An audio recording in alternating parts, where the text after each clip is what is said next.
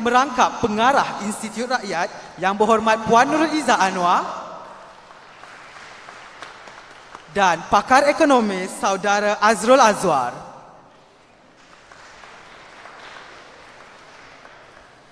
Jadi seterusnya, tanpa membuang masa, majlis ingin menjemput Yang Berhormat Puan Nurul Izzah Anwar bagi mengiringi Saudara Azrul Azwar untuk ke atas pentas bagi membentangkan hasil perbincangan meja bulat mengenai pelaburan negara China di Malaysia yang dianjurkan oleh Institut Rakyat pada bulan Mei yang lepas.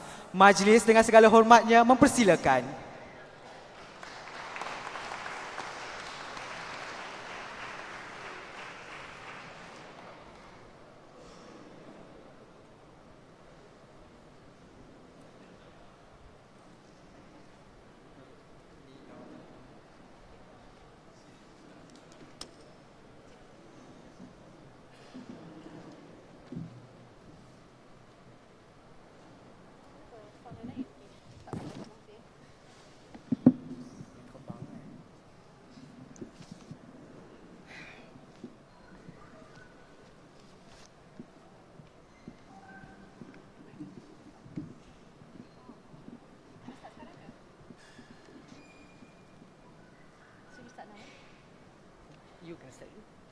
Bismillahirrahmanirrahim, and a very good evening to everyone. Assalamualaikum warahmatullahi wabarakatuh.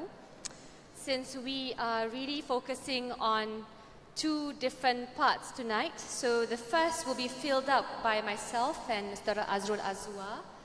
I would really like to ask all of you to give a round of applause first and foremost for Professor K.S. Jomo, who's here.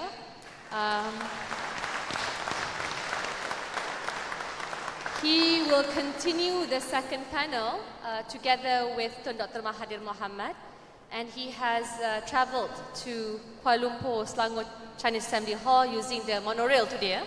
No breakdowns, and so far it's been going well.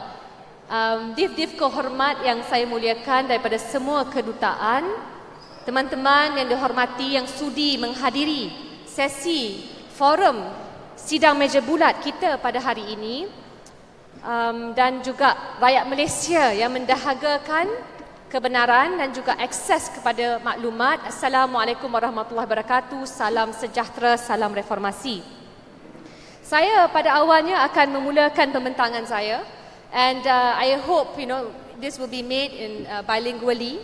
Tetapi memandangkan kita pada awalnya 17 Mei tahun ini telah dalam rangkaian di bawah panduan Institut Rakyat mengadakan sidang meja bulat berkait dengan kesan pelaburan daripada negara China. Di belakang sana, next. Kalau dilihat daripada sejarah Institut Rakyat, antara pengarahnya termasuklah Dr. Syed Hussein Ali yang bersama kita juga pada malam ini, dan juga Datuk Seri Dato' Wan Aizah Wan Ismail. Kita memulakan perjalanan ini dengan beberapa forum membawakan isu rakyat dan juga keadilan sosial sebagai prinsip utama dalam pembangunan minda dan juga pentadbiran. Kempen Tak Nak Diktator contohnya, kempen yang berlangsung pada Disember 2015 adalah satu contoh di mana kita melibatkan semua badan-badan bukan kerajaan, badan-badan sivil untuk membantah rang undang-undang Majlis Keselamatan Negara. Ketika itu memang diwar-warkan dan hangat diperkatakan sebagai rang undang-undang yang merampas hak rakyat, termasuk yang di-Pertuan Agong dan dinobatkan kepada Perdana Menteri dari segi mendeklarasikan darurat di mana-mana kawasan. Kedua, sudah tentu kita teruskan dengan sebuah forum melibatkan badan-badan seperti International Commission of Jurists, para peguam daripada negara Pakistan dan juga negara Filipina bagi menceritakan, memperincikan sejarah mereka, pengalaman bagi negara-negara tersebut.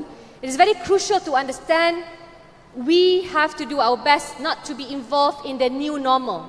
For example, in Pakistan, they highlighted throughout the years, once you agree to a draconian act, you will certainly fall into a lower benchmark where everything that used to be unacceptable became the new normal. That took place in August 2016, and by May 2017, we were lucky enough to have an illustrious group of academics, of economists, to partake in a roundtable session discussing the merits, the benefits, as well as the possible disadvantages from the 143 billion US dollars investments and as announced by the Prime Minister from China. We had, and I would quote the names here, the paper of which I will deliberate. This paper can be downloaded online for free from our website. You could also purchase a copy with a small minimal fee as you leave this forum. And we had participating panelists at the closed-door IR roundtable back in May 2017, which include Professor Dr. K.S. Nathan, Professor Dr. K.S. Jomo, of course, Professor Dr. James Chin, retired Ambassador Datuk Rezwan Kushairi, Dr. Johan Savaranamuthu, and Major Jamaluddin Hassan. Makanya, bila masa kita perincikan sidang-sidang meja bulat, dapatkan maklum balas daripada semua, tonight, as promised, I will unveil the findings of the said paper. But of course, we are going to also, in the second part, for this, as starters, we'll ask Azrul Azwar for his feedback and his opinion. But I think I would really want to present a very balanced approach. We're not anti-China, we are definitely pro-investment. We certainly want Malaysia to prosper, grow, and of course, address our ever-escalating debts accordingly. But by the same token, and I quote Professor Jomo Kwame Sundaram here, no country, including China, should be given a blank check when it comes to providing investments into Malaysia. So, allow me to begin, ladies and gentlemen. Now, if you look at Malaysia's top trading partners, I think you can see for China, the growth has been rather astounding, especially from 2009. You look at the numbers for 2010, it stands at 12.55% as part and parcel of our trading regime. In the US was, of course, behind China. China has become a pivotal economic force since then, and by 2016, you see a growth up to 16.23% in terms of trading with us. But of course, if you look into account, the trade value in terms of billions of ringgit Malaysia, from 2009 when the growth started, from 130 billion, it has grown to 240 billion as of 2016. So the MOU signed by Najib, for example, stated it will be up to 143 billion US dollars.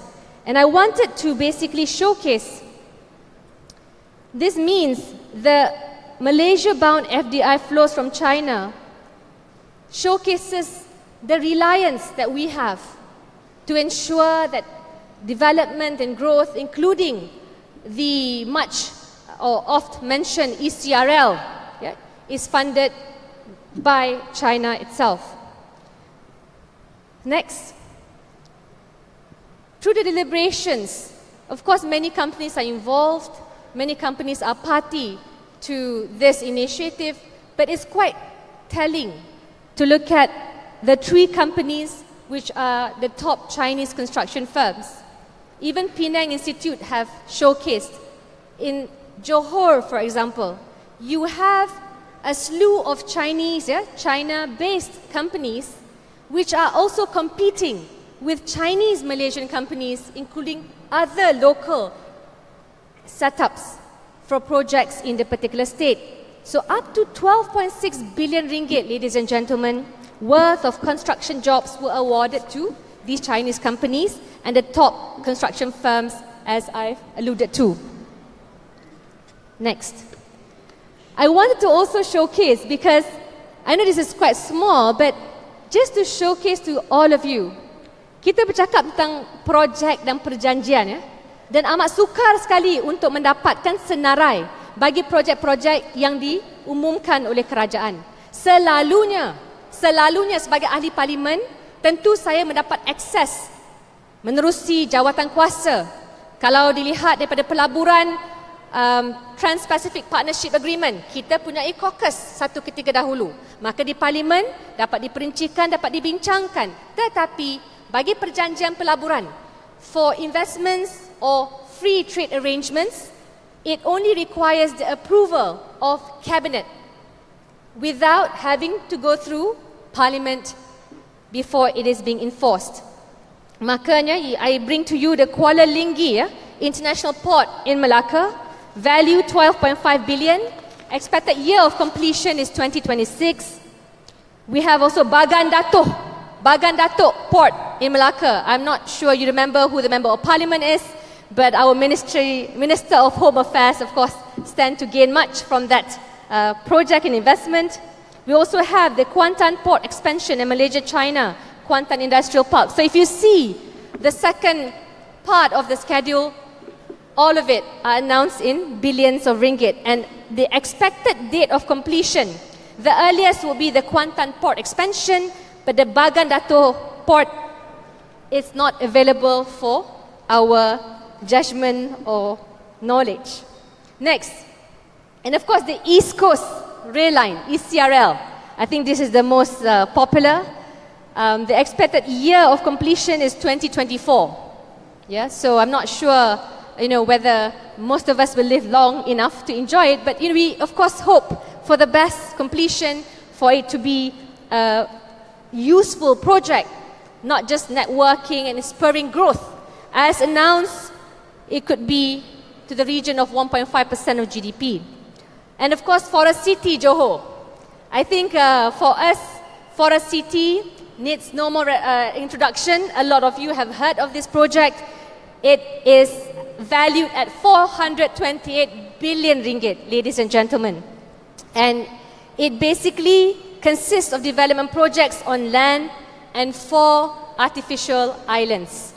And the expected year of full completion is 2037. And my biggest concern is when we have agreements. This was deliberated during roundtable between Bandar Malaysia Sdn Bhd and Greenland, an agreement between Selat PD Sdn Bhd and Quadruple C Dredging Group. Now both of this, there's no information, no value has been attached to these 2 projects. And I think that is disconcerting because of course kita lebih mengalu-alukan pelaburan, tetapi sudah tentu untuk memastikan mana-mana projek yang diumum itu berjaya ataupun tidak, kita memerlukan data-data terkini. So it includes of course the value and the year that it will be completed. So for these 2 projects, no such information was given.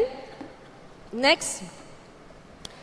And we also have, again I show you to the agreement to provide banking license to China Construction Bank, Malaysia Sdn Bhd.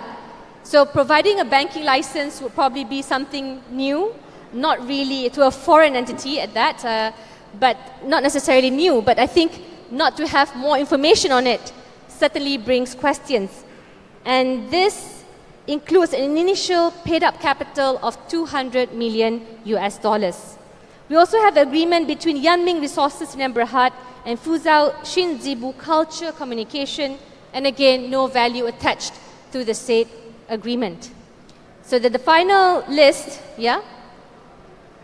this last 2. We of course know Alibaba.com. To those of you, very big conglomerate, very exciting and impressive. But even more impressive, if I could basically get information on how much this investment is valued. So again, for that, including the agreement with Royal Bird's Nest Wallet Company and Peking University, not much information is given to us. So ladies and gentlemen, I think because of this, we will continue to deliberate, but it is not going to be sufficient without having access to this data. I wanted to basically raise some concerns that we have highlighted during roundtable. Next slide. Now, when you talk about regionally, most countries in ASEAN are certainly having a relationship with China with different or differing dynamics. I think Vietnam would have one of the key, slightly more different attitudes versus Laos, and the politics of the Mekong River will have to provide difficulty for the countries, the said countries, yeah, in terms of the usage, overdevelopment that has caused major droughts throughout the years. That's why, as a region, ASEAN, it is very useful for Southeast Asian countries to use ASEAN as a platform and not let China deal with member states individually. This was one of the key feedbacks we made, observations we made during the roundtable.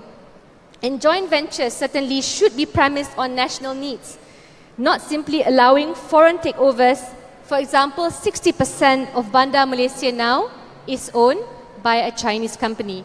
Jadi pada saya memang ini antara beberapa isu yang dibangkitkan bila masa kita mahu lebih banyak kuasa dan pengaruh dibawa oleh ASEAN. ASEAN sebagai sebuah gabungan organisasi yang merangkumi kesemua negara-negara di Asia Tenggara haruslah lebih bersuara menjuarai isu-isu yang berpihak kepada negara-negara dalam ASEAN. Tetapi bila masa berlaku rundingan dua hala dengan China, maka sukar untuk kita mengetengahkan sama ada kritikan ataupun pendirian yang lebih tegas. But having said that, I would say this in terms of looking at it, next slide, in a more balanced, fair manner. You look at the benefits of China's investments in Malaysia, and I stand here speaking as a legislator, and I would definitely bring up these points to provide us a better view on what exactly are the benefits that Malaysia can accrue from China. Certainly you have increased accessibility. The ECRL, for example, the various ports announced, you want Malaysia to be the hub when we have long been competing with countries like Singapore in the Malacca Straits. So certainly these are not negative decisions. You do want us to have a pivotal place in the region. And of course, better businesses for locals. I think you have to remember, China does not provide any sort of cap for any positions held in any of the projects. I think we can compare, for example, what happened when we were in the years we were looking to Japan. How high a position in the management that we are allowed to hold. For example, I think these are crucial conditional positions that are being given by China or being excluded by China, which helps us prosper forward. But at the same time, we also expect higher GDP consumption, yeah? Because China's thirst for development. And this would include, ladies and gentlemen, let us not forget, yeah, even for the CRL, the projected GDP growth was between 1 to 1.5%. So for me, it is important to also look at this. The issue is our government providing the necessary red lines to protect our interests in order to get the best or the maximum benefits from any investors and investment, yeah? So the issue again is not so much the announcements, it is the approval processes. It is the decisions that are being made by the number one in Malaysia to showcase their ability to rigorously analyze and approve the best deal for Malaysia. And of course, it's my duty as well to disclose the next slide, which is the potential risk of China's investments. And among the things that have been highlighted include Malaysia is debt-laden if unable to repay China's soft loans. I remember before we are staring at 685 billion ringgit of debt by the end of quarter 2017. By 2013 itself, we have been raising the fear that 1MDB will become a mammoth giant that will burden us economically. So certainly for any particular deal, I think it's important to understand we do need to know the clear-cut commitment to the transfer of skills and knowledge and how much that that Malaysia actually faces, and we bear heavy funding costs if the Chinese banks and they are part of the agreement. And of course, I think, next slide, the potential risk in terms of the geopolitical impacts.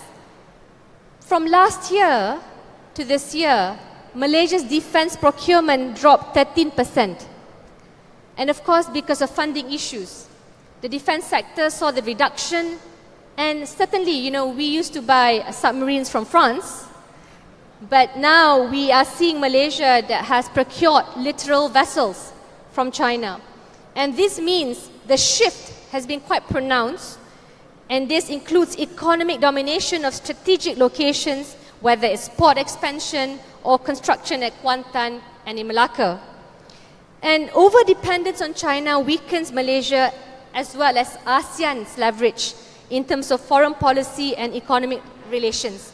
I think we were always at the forefront before, giving criticism with regards to the South Sea dispute, together with Vietnam. And in recent months and years, we haven't heard anything substantive with regards to our position to China's insistence to, of course, acquire these disputed areas. And the One Belt, One Road agenda, of course, ties ASEAN to China, although I do not think this is necessarily negative. But remember, this is Malaysia post minus TPP. We used to have the Trans-Pacific Partnership Agreement and, of course, the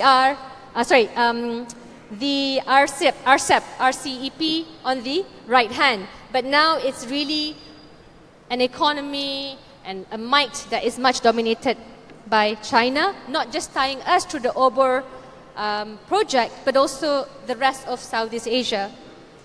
However, and I'm going to end my presentation here, the conclusion is really asking us to look forward. Basically, the Malaysian government has no choice but to strengthen its governance and rule of law to avoid a national debacle. So FDI inflows should be emphasized based on their quality and holistic impact, not just solely on monetary values. That's why my proposition, not just as a board member and director of Institute Rakyat, but I will continue to push for deliberation of this matter in the Malaysian Parliament. We should be engaging relevant stakeholders. Whatever's been discussed here should rightfully be discussed in Parliament. We should certainly invite economists, businesses, the various other stakeholders to ensure whatever that we're going to partake in has Malaysia's interest and is also consequently symbiotic in nature. And of course, investments are certainly welcome, but with a clear-cut ethical rule of engagement. And Malaysia should really create leverage against major powers by exemplifying high moral standards. I mean, we want to be respected around the world, so certainly we have to lead by our ethical benchmarks, strengthening governance and rule of law, and implementing equitable development policies in line with what Malaysia has been doing to reduce income inequality, not increasing corruption. And foreign investments with mutual benefits should be symbiotic in nature and subjected to key analysis before proceeding: cost, benefits, and debt servicing risk. Now, ladies and gentlemen, I will say this. It saddens me sometimes because I get more information on investments, on any other area that affects us as a nation from the reports provided to other parliaments, but not our own. So it is really time for us to hold our government accountable, and I hope that you will do your best to not just raise this issue, not to be anti-trade, anti-investments. I think we have to take a measured approach. We are definitely in need of investments, and Malaysia's debt crisis necessitates that readiness to embrace a more global scene, but at the same time, hard, difficult questions have to be asked. And I end by welcoming Datuk Seri Dr. Wan Aziza Wan Ismail, not just the opposition leader, tapi juga pengarah bagi Institut Rakyat. Thank you so much for being here. And I will lobby so that the President will bring up these deliberations. Thank you very much, and a very good night. Wassalamualaikum warahmatullahi wabarakatuh.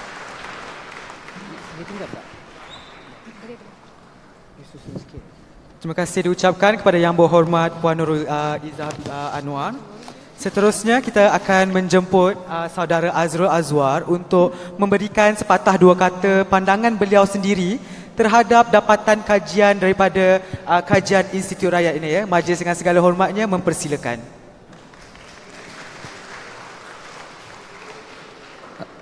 Assalamualaikum warahmatullahi wabarakatuh dan selamat malam. Betul kan? Walaupun saya telah menulis saya punya macam speech ni dalam bahasa Inggeris, tapi saya akan cuba sedaya mungkin untuk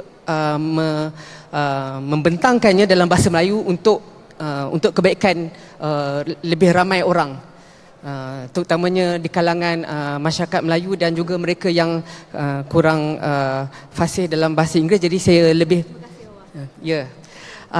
pertama dan mungkin juga saya akan campur-campur lah juga English dalam bahasa Melayu tu. Mandarin saya tak pandai, jadi tak boleh. Kalau French boleh. Okey.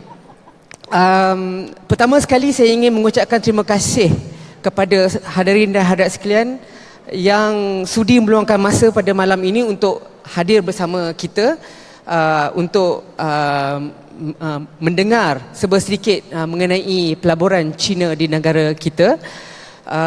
Dan yang kedua, saya ingin juga mengucapkan terima kasih kepada Institut Rakyat kerana sudi menjemput saya untuk sama-sama berkongsi pendapat dan juga pengalaman saya.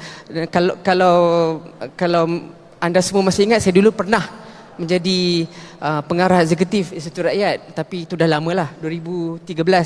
Jadi ni seolah-olah macam sirih pulang ke ganggang lah. Betul? Okey, baik. Saya ditugaskan untuk memberi komen ataupun feedback terhadap policy discussion paper ataupun kertas perbincangan dasar yang ada dalam tangan saya ini, yang saya kira ada di depan, yang hadirin hadirat sekalian boleh dapatkan. Okey, baik. Latar belakang bagi perkara yang kita bincangkan malam ini adalah One Belt One Road ataupun OBOR agenda, ataupun yang baru-baru ini telah di-rebrand, telah dijenamakan semula sebagai Belt and Road Initiative.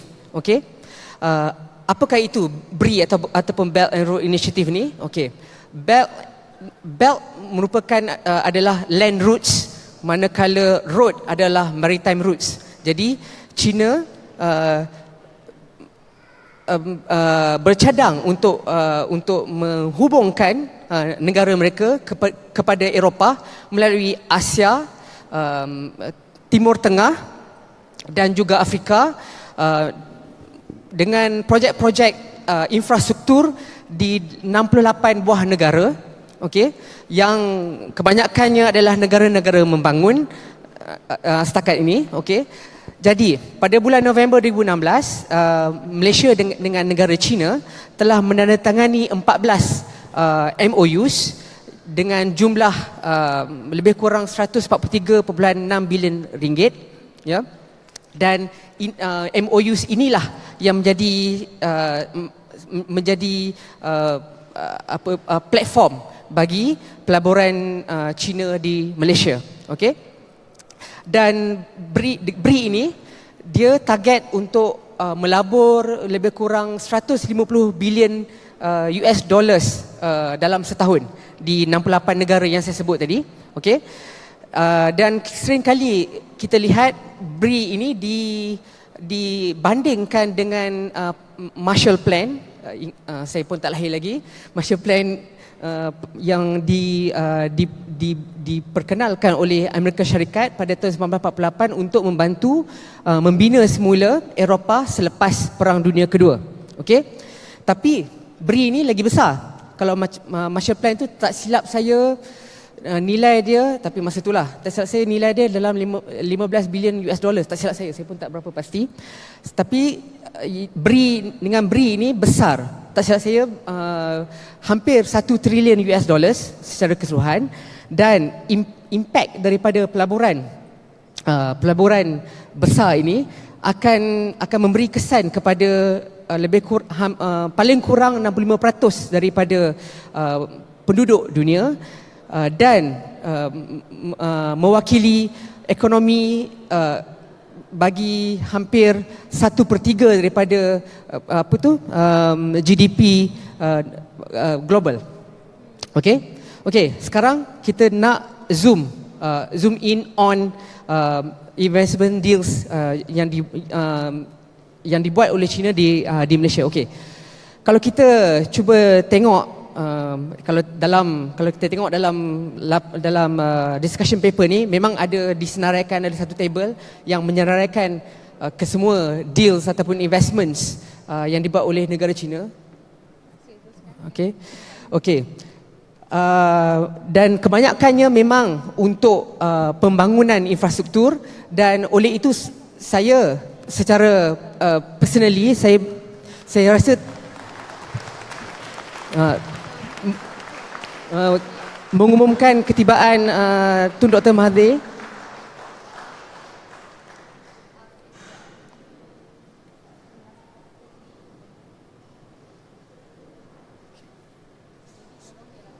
saya continue. I continue. Oh, dia naik terus.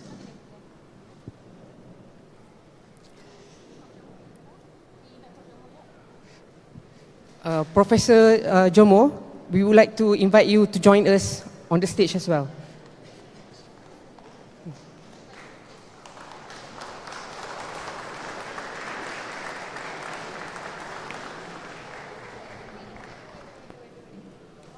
So basically we'll be speaking for 10 more minutes. Okay. For Q&A, 3 questions for you dengan YB. Lepas tu, sorry.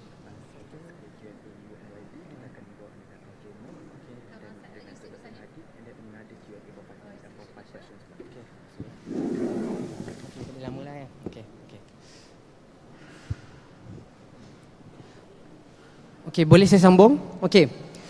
Melainkan projek property developments terutamanya di Forest City Johor dan Bandar Malaysia Kuala Lumpur, lain-lain projek yang ada boleh nampak dalam paper ini adalah untuk pembangunan infrastruktur dan juga ada juga aktiviti yang berasaskan perkhidmatan. Okey. Disebabkan saya diberitahu bahawa masa untuk saya tak banyak lagi, saya akan cuba untuk mempercepatkan. Okey. I concur with the general tone and tenor of this paper that Malaysia should welcome all foreign direct investments from any countries as long as they are high quality, fair, mutually beneficial in the long run, as well as economically, socially and environmentally sustainable while fitting the national development agenda, and of course after thorough and rigorous analysis and scrutiny. And China's investments should be of no exception and must pass this test, and we should not give carte blanche to China or even any other countries. Okay.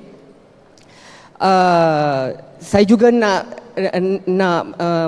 memberitahu bahawa saya appreciate kalau kita tengok dalam paper ni tables yang menunjukkan di mana kedudukan China sekarang sebagai salah satu daripada important economic partners untuk Malaysia dari segi international trade dan juga foreign direct investments, dan juga dengan perbandingan dengan top 5 trading partners and capital exporters vis-a-vis Malaysia. Okay. Dan while acknowledging and laying out the potential benefits and advantages of China's investments in Malaysia in various aspects, the paper also raised several red flags of such projects and deals seperti yang dibentangkan oleh YB Nur Izzah sebentar tadi, dan and if these projects and deals are not analysed and negotiated properly, itulah yang akan berlakunya risiko dan juga red flags yang telah dibentang oleh YB Nuriza sebentar tadi. Okey. Dan oleh kerana itu saya rasa tak perlulah bagi saya untuk repeat ataupun revisit all the important points and issues, whether positive or negative, that YB Nuriza has brilliantly articulated. Okay. However, I think it is important for me to highlight this. I cannot speak for others, but as far as I'm concerned, tonight forum should not be turned into a China bashing platform. Saya tak agree kalau kita nak menjadikannya begitu. Ini pendapat saya. And in tandem with Institute Rakyat's mission to promote level-headed, healthy and balanced discourse and discussion, especially on public policies and other matters of public interest with far-reaching implications, I would therefore call for a thorough and detailed analysis in a grounded and realistic manner of all possible impacts of China's investments in Malaysia, leaving no stone unturned. And this policy discussion paper is a good start to achieve that goal, which brings me to the next agenda. For all intents and purposes, given the huge amount of money involved, as well as the profound and consequential potential implications for Malaysia as a country and Malaysians in general, it is imperative for us to perform an objective, even-handed, unbiased and fair assessment with no prejudice or partiality in this matter. For that reason, I would like to propose to Institute Rakyat, which has been transformed from a political party affiliated think tank into an independent, impartial and non-partisan one, to conduct a comprehensive, rigorous and methodical cost-benefit analysis, or CBA. And for that, I would offer my services to help Institute Rakyat to do that. And in the interest of time, I would invite members of the public of diverse backgrounds and areas of experience and expertise to join this noble effort to volunteer their contributions in whatever forms. So, saya rasa saya tak perlu bentangkan apa CBA or cost benefit analysis ni. Jadi kalau Institut Rakyat setuju untuk langkah selanjutnya untuk menjalankan detail CBA ni, saya akan bantu. Saya akan terangkan apakah metod langkah-langkah untuk melakukan cost benefit analysis yang sebaik mungkin. Okey. Dan apa yang saya rasa saya perlu kongsi untuk malam ini adalah pertama sekali kita perlu senaraikan secara intuitif semua kos ni bukan kos untuk projek saja.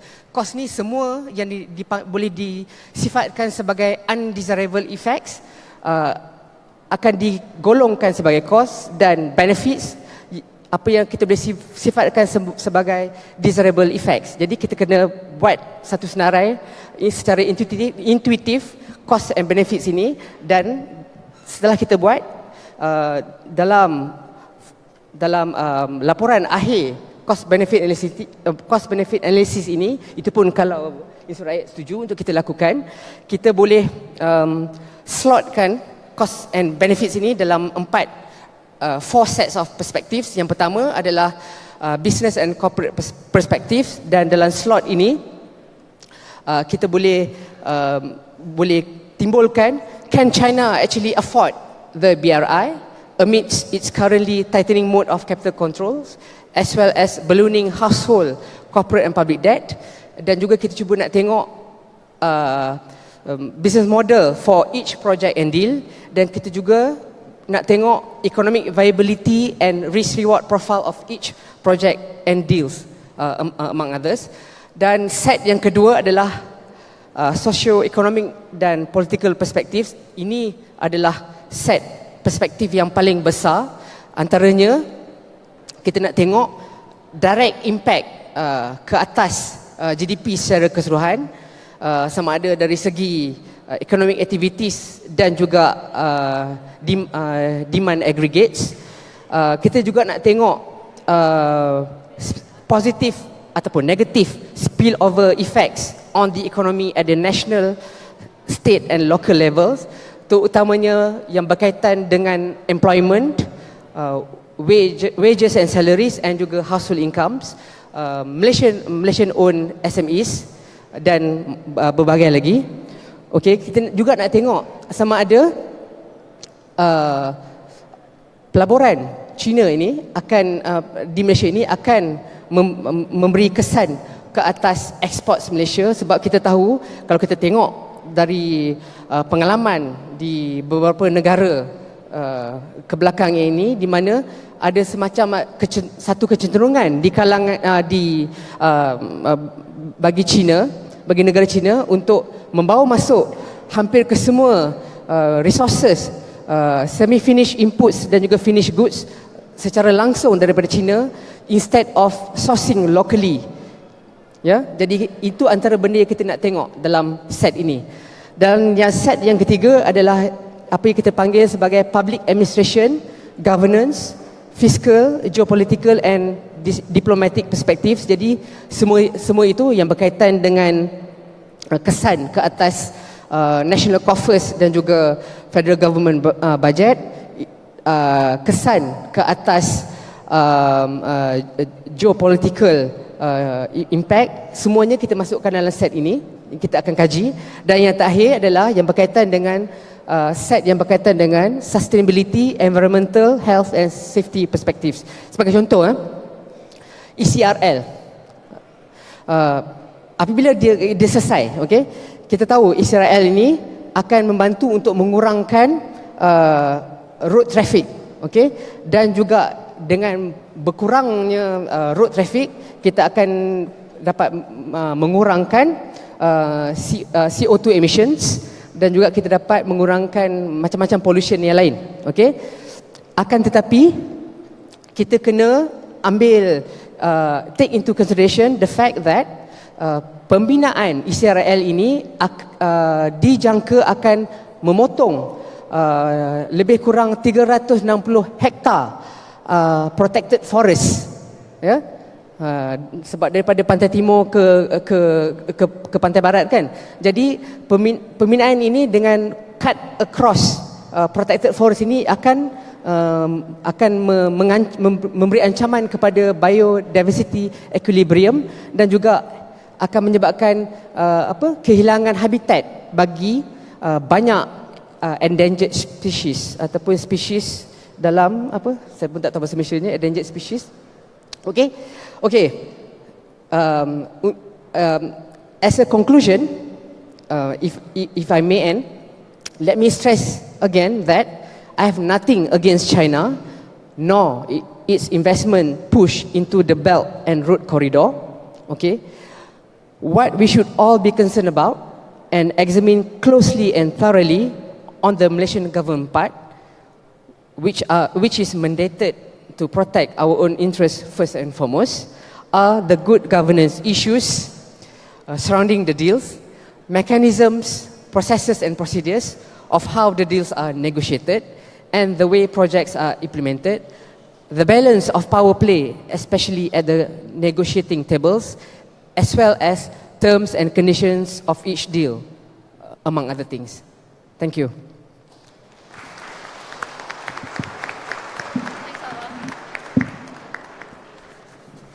Terima kasih diucapkan kepada Yang Berhormat Puan Nurul Izzah Anwar atas pembentangan yang begitu menarik sebentar tadi, serta Saudara Azrul Azwar atas kritikan yang begitu membina, ya. Untuk pengetahuan hadirin yang dihormati sekalian, Institut Rakyat adalah sebuah non-profit organisation. Jadi kami ada membuka kaunter sumbangan. Jadi saya mewakili Institut Rakyat ingin memohon hadirin yang dihormati untuk membantu kami dalam usaha penyelidikan dan advokasi. Kami memerlukan sokongan anda dari segi bantuan kewangan. Untuk mana-mana para hadirin yang ingin membantu kami bukan dari segi kewangan, bolehlah berhubung terus dengan mana-mana volunteer yang ada pada malam ini, atau terus berhubung dengan kami di Facebook page kami. Kepada rakan-rakan media, sekali lagi ingin saya ingatkan, selepas sesi ini kita akan mengadakan sebuah sidang media. Jadi minta para rakan-rakan media untuk tunggu sebentar selepas majlis habis berlangsung ya.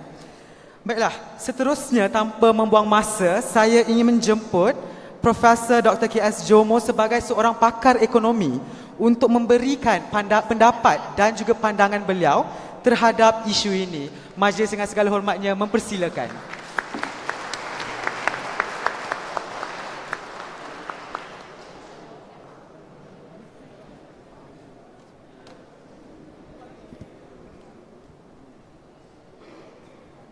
Saudari pengerusi majlis,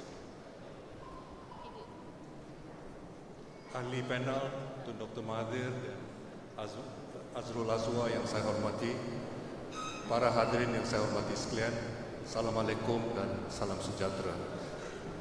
Terlebih dulu ingin saya ucapkan terima kasih kerana minat tuan-tuan dan puan-puan terhadap tajuk yang penting yang kita akan bincangkan pada malam ini, dan terutama sekali kehadiran dua ibu tanah air kita, iaitu Tun Dr. Siti Hasmah dan Datuk Seri Puan Azizah.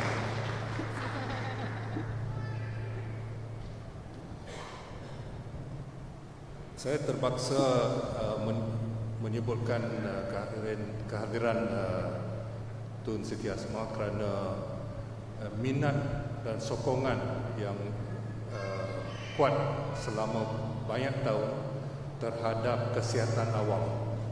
Pentingnya kesihatan awam bagi masyarakat kita. Kerana Malaysia boleh bangga walaupun perbelanjaan untuk kesihatan tidak begitu banyak, tetapi kerana kesihatan awam diutamakan, kita dapat mencapai indikator dan pencapaian yang amat dikagumi, terutama sekali di dunia ketiga. Tajuk kita pada malam ini harus dilihat dalam konteks ekonomi dan politik dunia dalam keadaan sekarang. Kalau kita lihat apa yang telah berlaku dalam lebih kurang 10 tahun satu dasawasa kebelakangan ini, kita lihat bahawa ekonomi dunia dalam keadaan yang terus lembab. Lembab kerana tidak ada jentera yang kuat dalam ekonomi dunia. Kita dapati bahawa ekonomi-ekonomi barat enggan mengambil dasar-dasar yang berkesan untuk mengatasi masalah-masalah untuk mencapai pertumbuhan ekonomi yang lebih kuat. Oleh demikian, mereka hanya mengambil sikap untuk mengurangkan kadar bunga kepada paras yang amat rendah, dan akibat dasar itu kita dapati bahawa golongan yang kaya di dunia bertambah kaya kerana nilai aset-aset mereka meningkat akibat daripada adanya kredit untuk membeli aset-aset itu. Sedangkan sebaliknya, akibat daripada dasar-dasar demikian serta dasar-dasar lain, iaitu apa yang dikatakan penyusunan semula, restructuring, kita dapati bahawa pasaran buruh di negeri-negeri barat makin lembab, dan akibat daripada itu pendapatan orang berpendapatan rendah di ekonomi-ekonomi barat telah menurun. Dan akibat itu mereka makin marah dengan orang-orang asing. Mereka makin marah dengan orang asing kerana mereka menganggap bahawa orang-orang asing telah mencuri peluang-peluang pekerjaan mereka. Dan barang-barang yang diimport dari luar negeri yang telah menyebabkan barang-barang yang dikeluarkan mereka tidak dapat dijual. Akibat daripada itu kita dapati bahawa misalnya di Britain pada lebih kurang 1 tahun yang lalu, mereka telah memilih Brexit kerana marah dengan kedatangan bukan hanya daripada dunia ketiga tetapi malah dari Eropah Timur sendiri.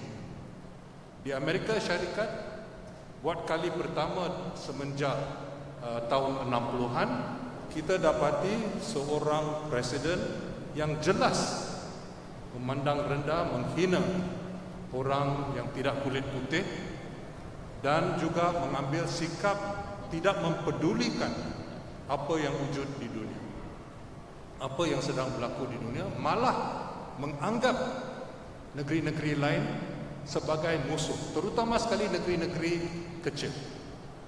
Dalam keadaan ini tidak ada harapan untuk memulih ekonomi negara kerana tidak ada dasar-dasar yang berani seperti pada tahun 30-an dulu ada Roosevelt yang telah adakan New Deal yang telah memulih ekonomi dunia, ekonomi Amerika Syarikat pada mulanya dan juga akhirnya telah memulih ekonomi dunia.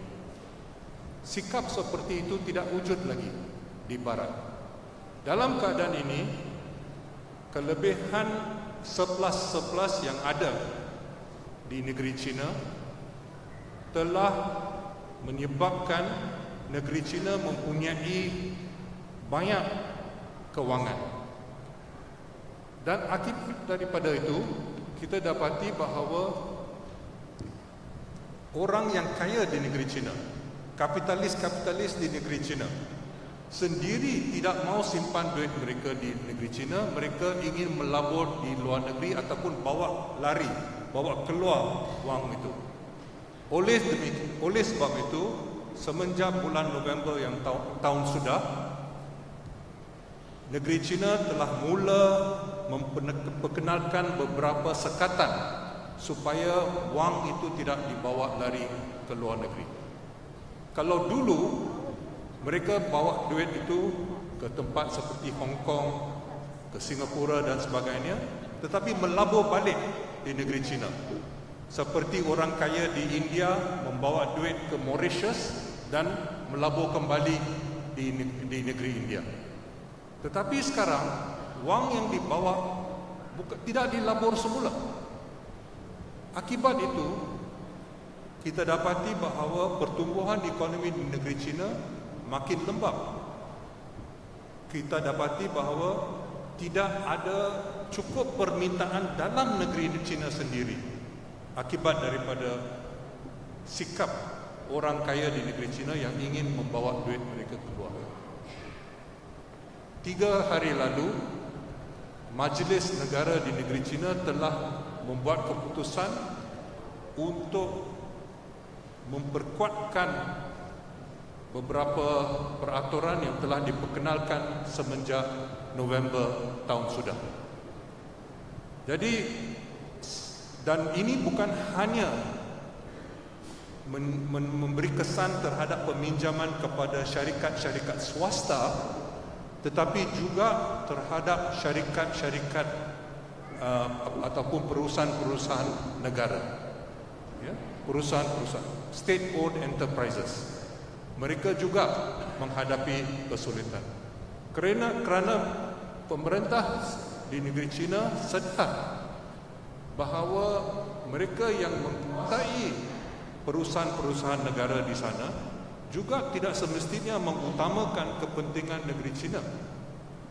Jadi akibat daripada itu kita dapati ada banyak masalah yang telah timbul yang akibat daripada itu, dan kita tidak boleh jangka peminjaman yang telah mungkin berlaku kebelakangan ini akan berterusan pada masa depan.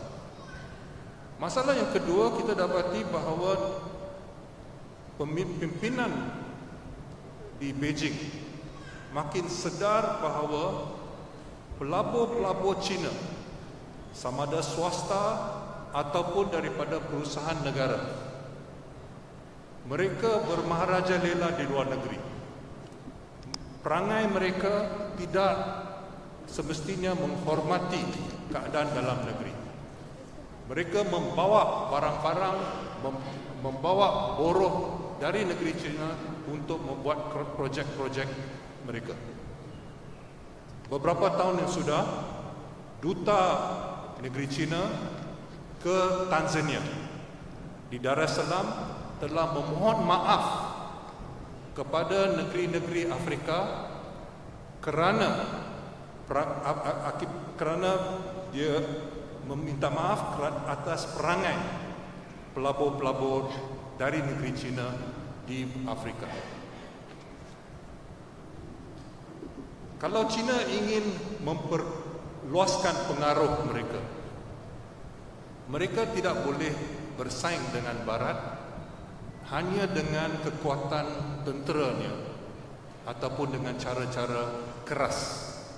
Apa yang dikatakan kuasa lembut juga penting, soft power penting, winning hearts and minds penting. Oleh kerana itu, pimpinan di negeri China sekarang mengubah sikap mereka terhadap negeri-negeri di luar.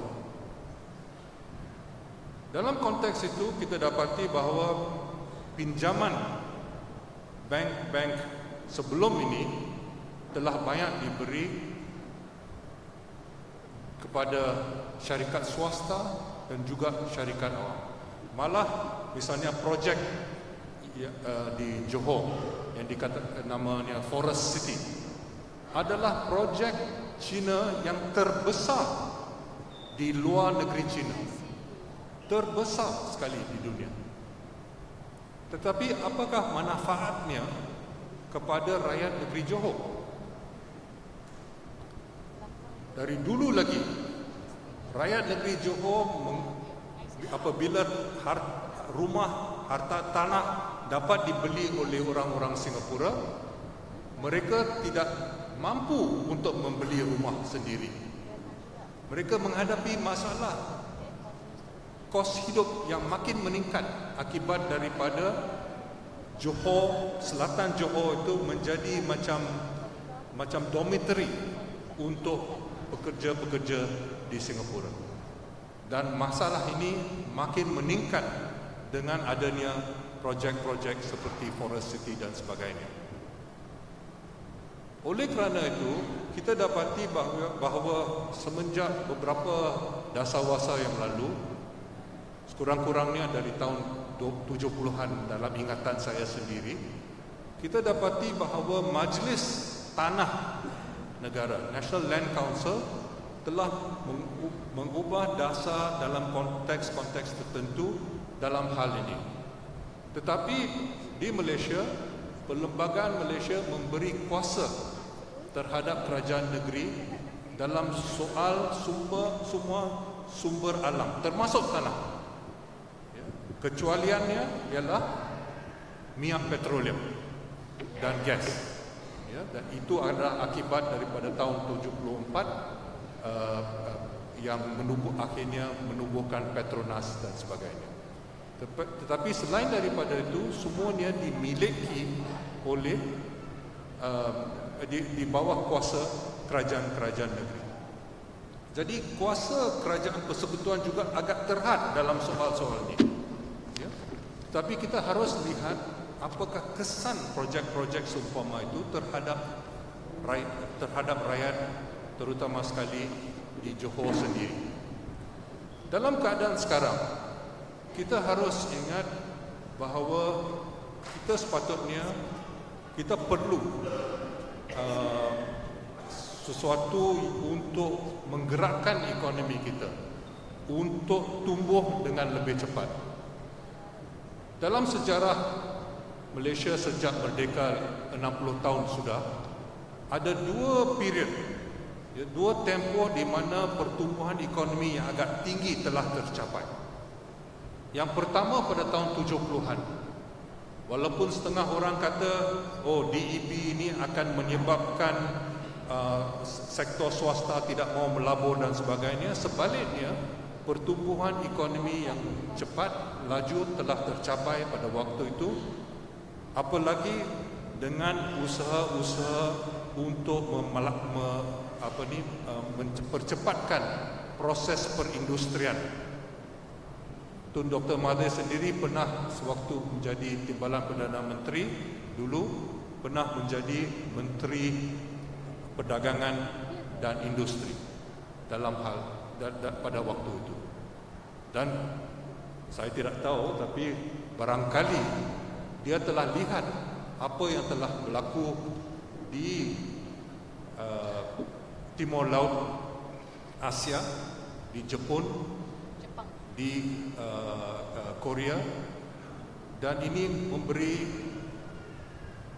ilham untuk cuba memajukan Malaysia dengan lebih laju, lebih cepat. Jadi pada tahun 78 beliau telah menubuhkan HICOM. Dia telah lihat apa yang telah tercapai di Korea apabila Presiden Park Chung-hee memulakan projek heavy dan chemical industrialization di Korea. Tempoh yang kedua juga lebih kurang satu dasawasa, ialah dari ujung tahun 80-an sehingga tahun 97. Kita dapati bahawa pertumbuhan ekonomi yang tinggi tercapai pada waktu itu juga. Lebih kurang 8% setahun, pukul rata.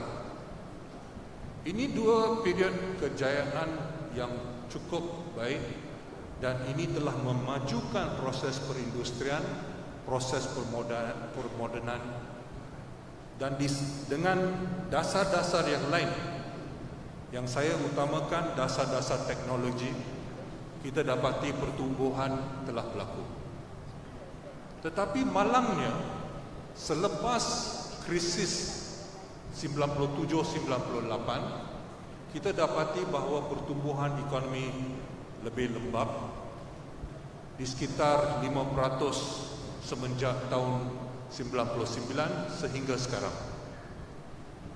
Tetapi yang lebih membimbangkan saya, kita dapati bahawa satu proses di mana sektor industri makin mengecut, ya, premature deindustrialization, ya.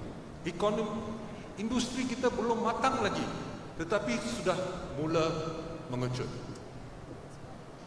Dan sepatutnya kerajaan mengutamakan masalah ini. Ini sepatutnya merupakan satu cabaran yang besar. Mengapa kita mengalami deindustrialization? Tetapi malangnya, ini dikatakan satu kejayaan. Kononnya kita ke arah menjadi negara ekonomi maju. Kononnya kita menjadi negara maju. Dan ini tanda-tanda. Jadi premature deindustrialization yang sebenarnya satu kegagalan dikatakan satu kejayaan. Ini sesuatu yang berbahaya. Apakah ekonomi kita akan dapat maju pada masa depan dengan bergantung hanya pada perkhidmatan, terutama sekali perkhidmatan kewangan? Kita lihat apa telah berlaku di negeri di selatan Selat Teberau, di Singapura, di mana Singapura telah menjadi satu pusat kewangan bukan hanya di rantau ini, malah pada peringkat dunia. Mungkin saudara ada di kalangan saudara yang telah terbaca dalam surat khabar Inggeris Financial Times, satu surat daripada seorang di Afrika, seorang bekas menteri di Afrika yang menulis surat kepada Financial Times dan mengadu bahawa Singapura sekarang sudah menjadi tax haven yang terbesar di dunia, iaitu tempat untuk mengelakkan bayar cukai yang terbesar di dunia. Sudah melebihi Switzerland. Apakah itu matlamat yang patut dicapai oleh Malaysia? Itu tidak akan membawa kita ke mana-mana. Apalagi memandangkan bilangan rakyat Malaysia sekarang yang diakui bilangan rakyat yang ada di Malaysia 32 juta. Dan mengikut Menteri Tenaga Manusia pada tahun sudah, Richard Riot, dia menganggarkan bahawa bilangan pekerja asing yang ada di Malaysia di sekitar 6.7 juta. Ya. Angka resmi ialah 1 juta, 2 juta. Tapi menurut menteri itu, dia mengatakan ada 6.7 juta. Cuba bayangkan, saiz tenaga kerja di Malaysia yang diakui oleh kerajaan 14 juta.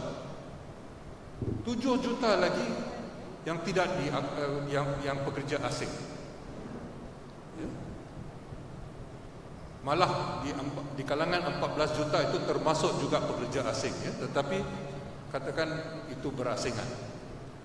Jadi ini bermakna bahawa antara 35% sehingga 40% daripada tenaga kerja Malaysia yang sebenar adalah pekerja asing. Dan kita mempunyai kita sentiasa mengemukakan angka-angka yang menafikan kewujudan pekerja asing ini. Jadi kita bagikan dengan angka 32 juta ataupun 14 juta yang bekerja. Kita tidak mengakui yang lain. Jadi sebenarnya produktiviti yang dikatakan meningkat dan sebagainya sebenarnya merosot. Ya. Produktiviti merosot kerana kita tidak mengambil kira bilangan pekerja asing. Kita menafikan mereka wujud. Kalau kita lihat di sektor pertanian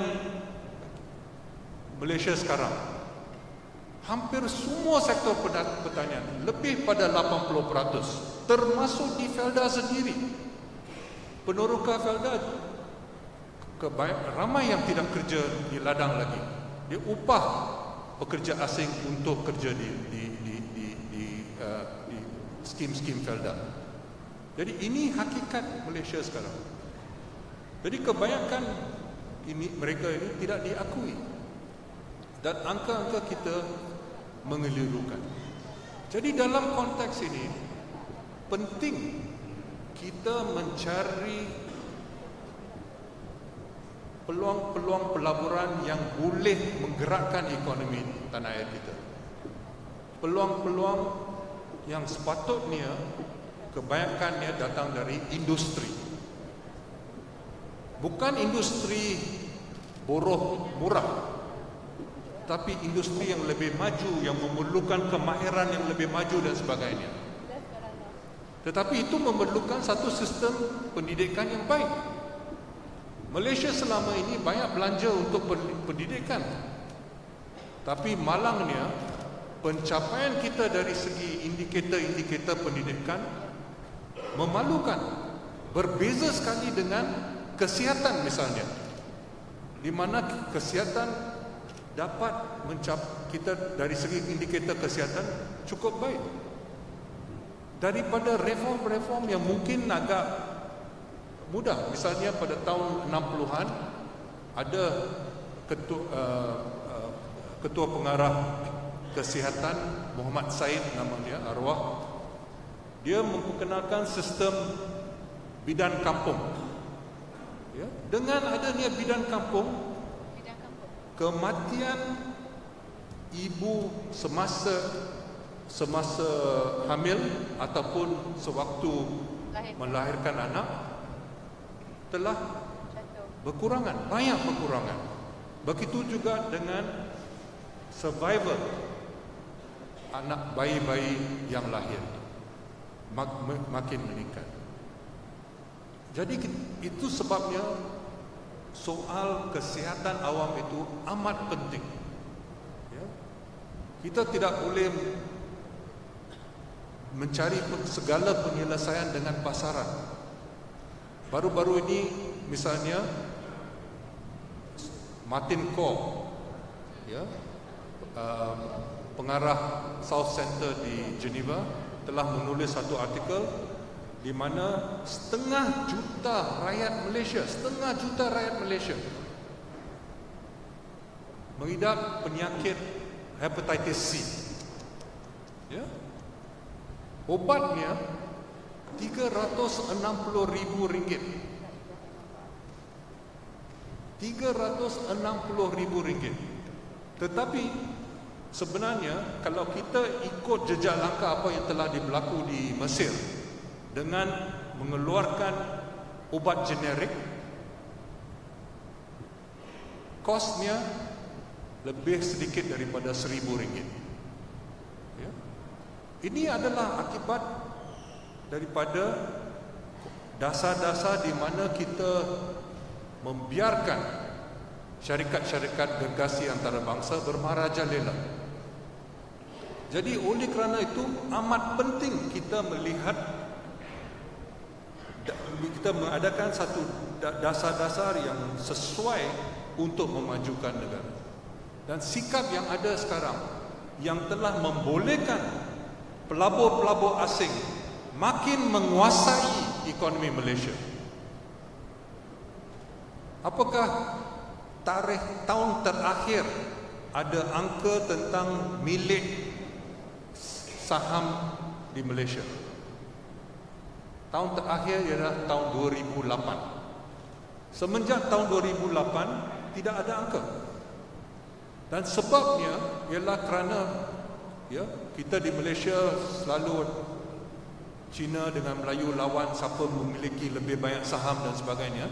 Sebenarnya yang makin memiliki saham di pasaran saham Malaysia pemilik asing. Pemilik asing dengan menggunakan duit daripada quantitative easing dan sebagainya, mereka yang membeli saham. Ini yang berlaku di Malaysia. Apalagi dengan merosotnya nilai mata wang ringgit dalam 3 tahun kebelakangan ini semenjak tahun 2014. Jadi dalam keadaan ini kita kerana kemampuan daya teknologi kita masih lemah, kita terpaksa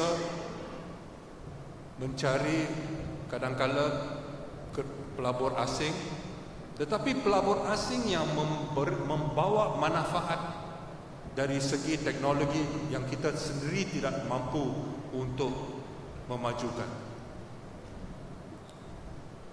Maka dalam beberapa tahun kebelakangan ini misalnya ada beberapa kilang solar panel yang agak baik yang telah ditubuhkan di Malaysia dengan pelabur-pelabur dari negeri China dan sebagainya. Dan solar panel itu sehingga tahun 2015 tidak dapat diekspor ke barat, terutama sekali ke Amerika Syarikat, kerana Amerika Syarikat telah menyekat solar panel daripada Asia Tenggara, daripada China dan juga daripada Jepun, sehingga mereka ingin tarik Malaysia masuk kepada TPP.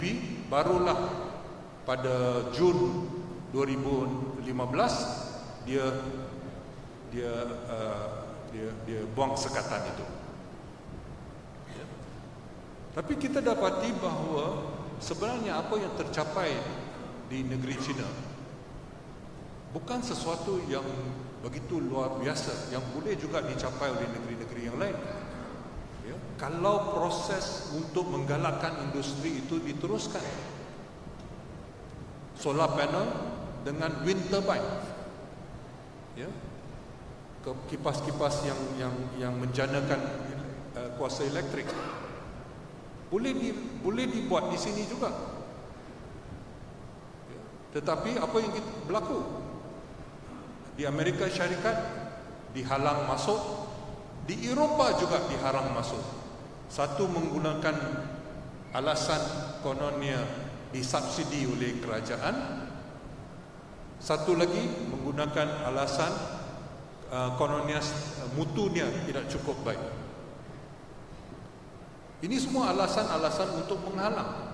Begitu juga di Malaysia misalnya, dulu minyak kelapa sawit tidak dapat masuk Eropah. Akibat itu, kita dapati bahawa kalau tak silap saya, Menteri Perdagangan waktu itu telah mengadakan mulanya barter trade, mula dengan India, dengan Soviet Union, kemudian dengan Pakistan, dan akhirnya dengan negeri China.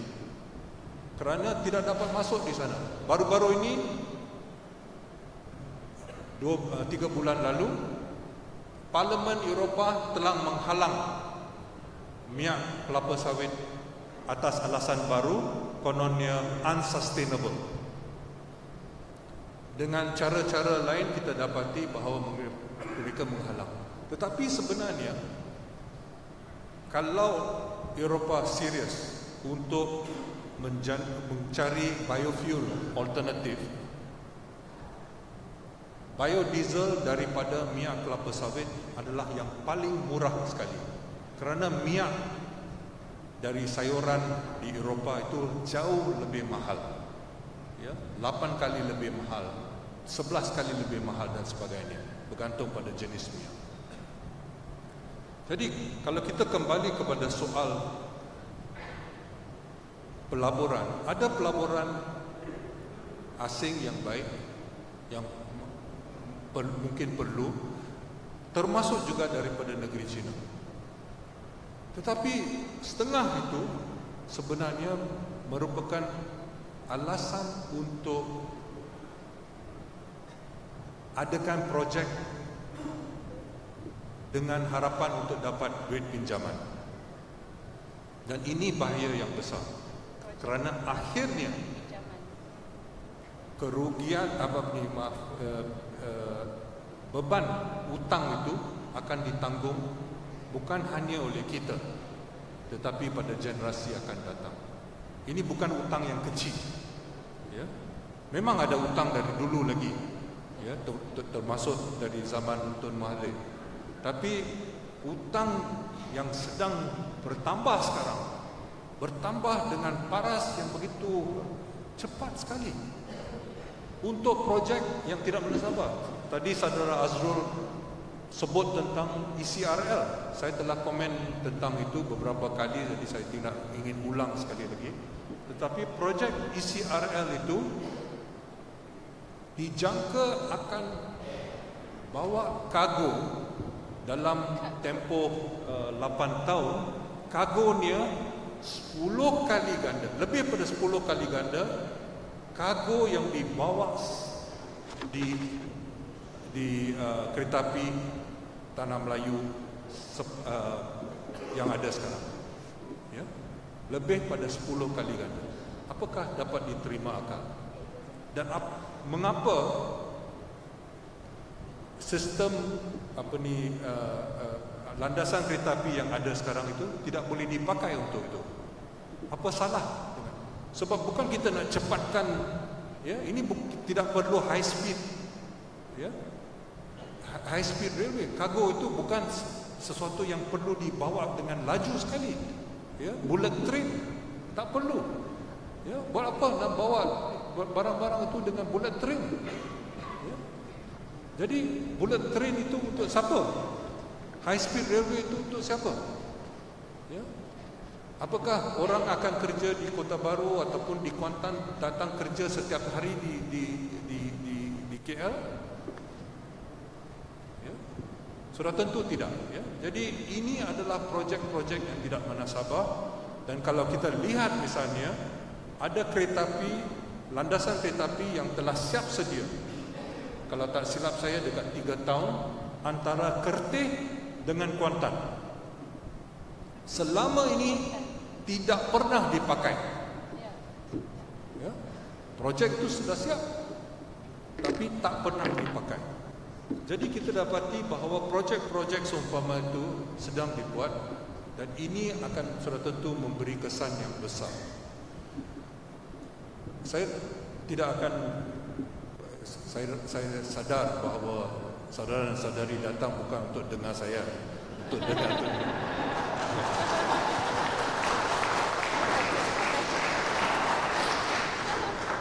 Jadi sebelum saya undurkan diri, ingin saya tambah satu lagi,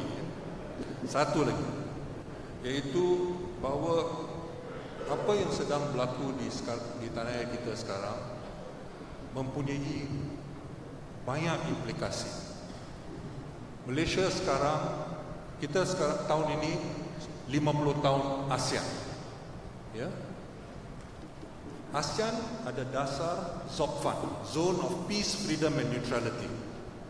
Apakah kita negeri yang berkecuali? Ya. Itu impian Allahyarham Tun Abdul Razak. Tetapi kita sekarang tidak merupakan sebuah negeri berkecuali.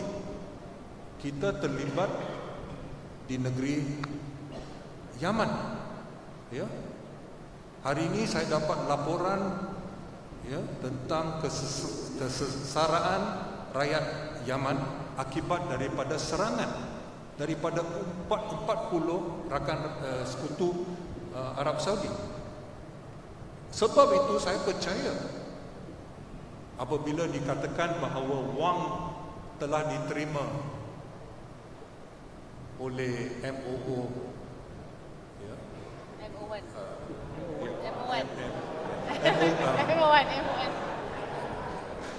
MOO itu macam lembu ya. Ya. Saya percaya sebab ini bukan sesuatu yang direstui oleh bangsa-bangsa bersatu. Ya, tidak ada majlis keselamatan bangsa-bangsa bersatu membuat keputusan untuk masuk Yaman. Ya. Apa yang berlaku beberapa 2 bulan yang lalu, di mana mereka cuba ada usaha untuk mengganti kerajaan di Qatar. Ya. Jadi dunia ini telah banyak berubah. Kalau kita serius, kita dalam kawasan negara yang berkecuali, kita harus berkecuali. Kita tidak patut menjadi boneka mana-mana kuasa luar, sama ada Amerika Syarikat ataupun dari Eropah ataupun daripada China. Ya. Ini saya rasa cara yang selamat, itu jalan yang bertanggungjawab pada masa depan untuk kita hidup sejahtera, damai. Sekian, terima kasih.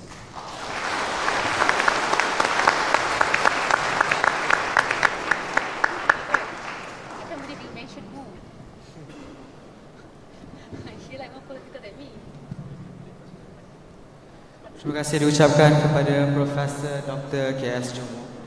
Baiklah, tanpa membuang masa, sebelum itu saya sekali lagi ingin memberi makluman kepada para hadirin sekalian. Institut Rakyat ada mengeluarkan sebuah policy paper hasil dapatan kajian mengenai isu investments of China in Malaysia.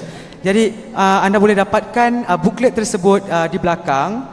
Okey, dah habis. Okey, tak apa, kalau dah habis anda bolehlah pergi ke belakang, isi borang, dan kemudian kita akan hantarkan kepada anda jika anda mahukan policy paper hasil dapatan kajian Institut Rakyat ini.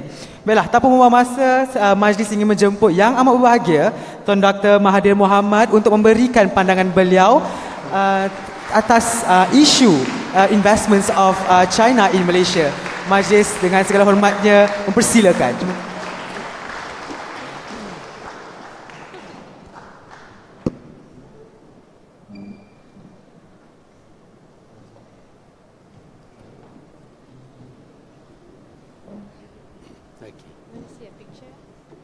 Bismillahirrahmanirrahim. Assalamualaikum, salam sejahtera kepada hadirin sekalian. Yang berhormat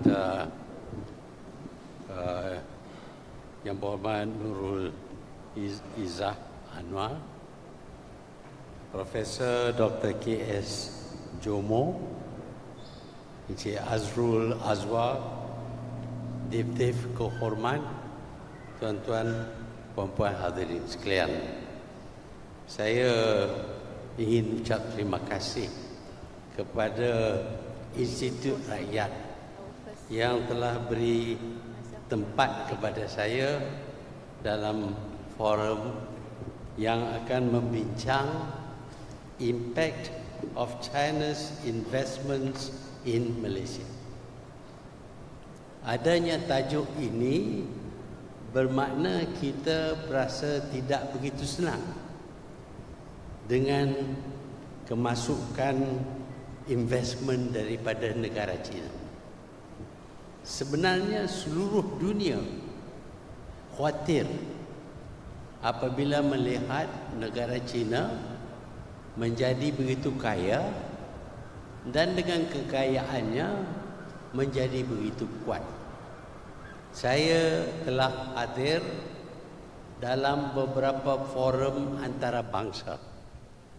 Tidak pernah soalan sama ada saya khawatir ataupun tidak berkenaan dengan negara China yang tidak disoal. Semua forum bertanya saya, what do you think? What do you think of China's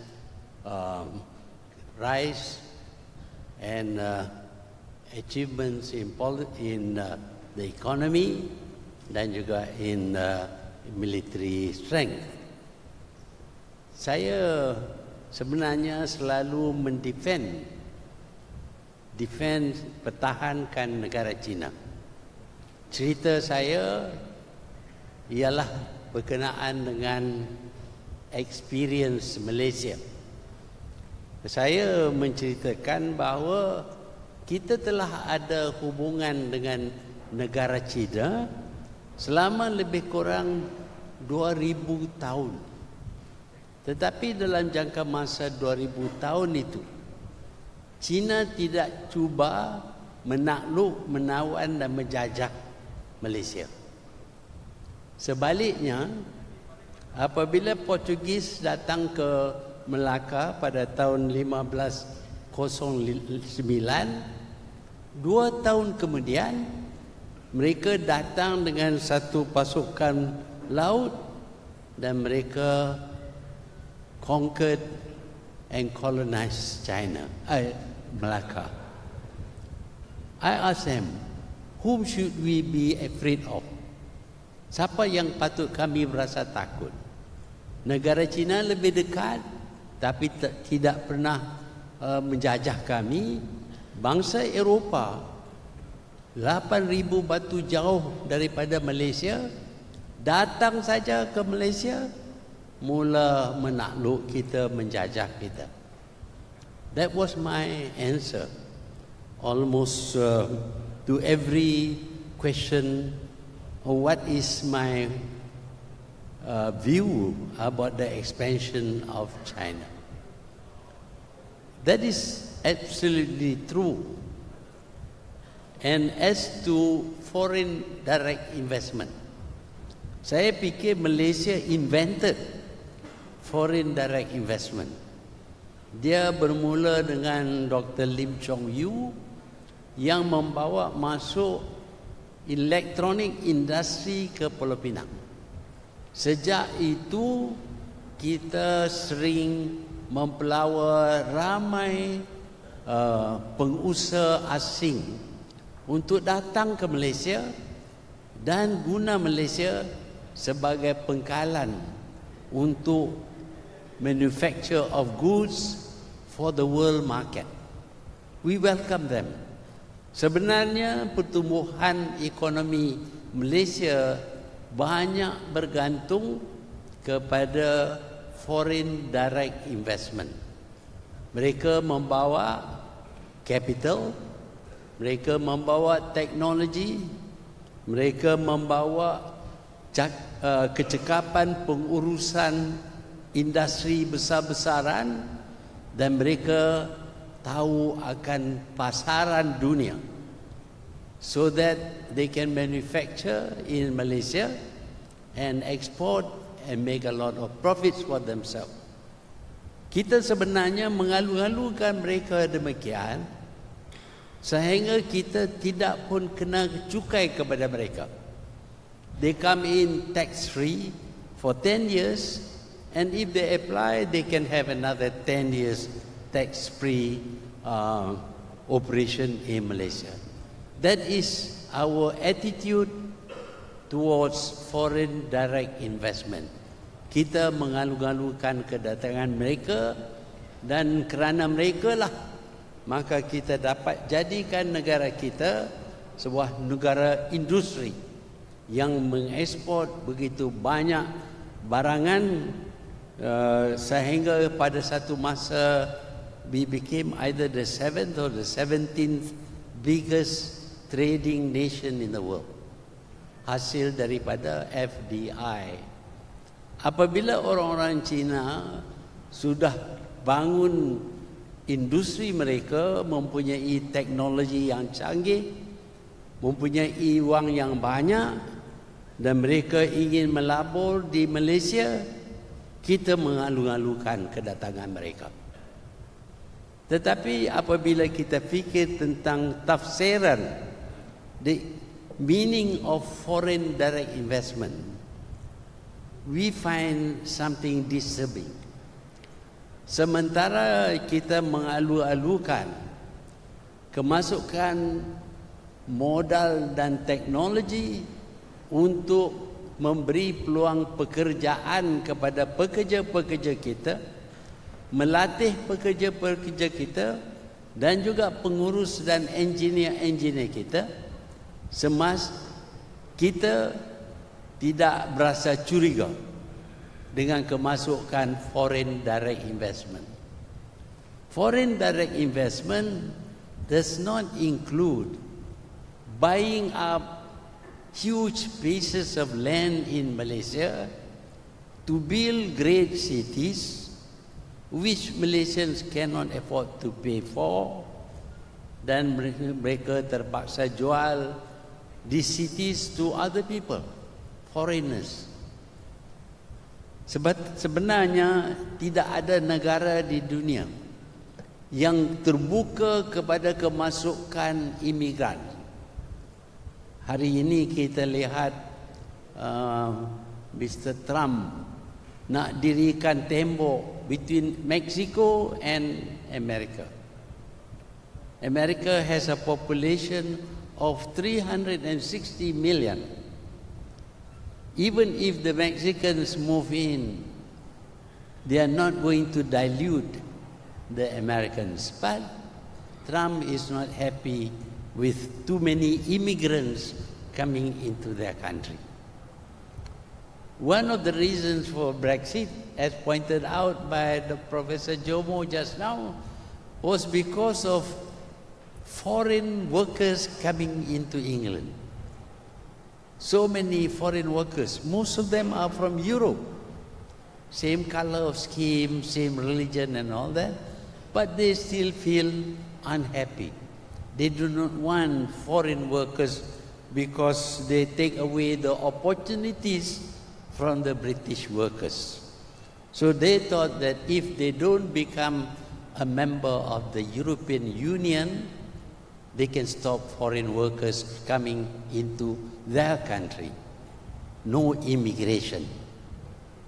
The same thing with all the European countries. The Arab countries are even worse. They don't allow foreigners to buy land in Arab countries. You may stay there for 3 generations, but you may not own land. Land is the exclusive right of the Arab citizen to own. Even if the Arabs come from other Arab states, but the Arabs can own land, but non-Arabs cannot. So the desire to keep out people from any country is common to everyone. Semua negara tak nak orang asing masuk dan menjadi warga negara ataupun memiliki hak dalam negara mereka.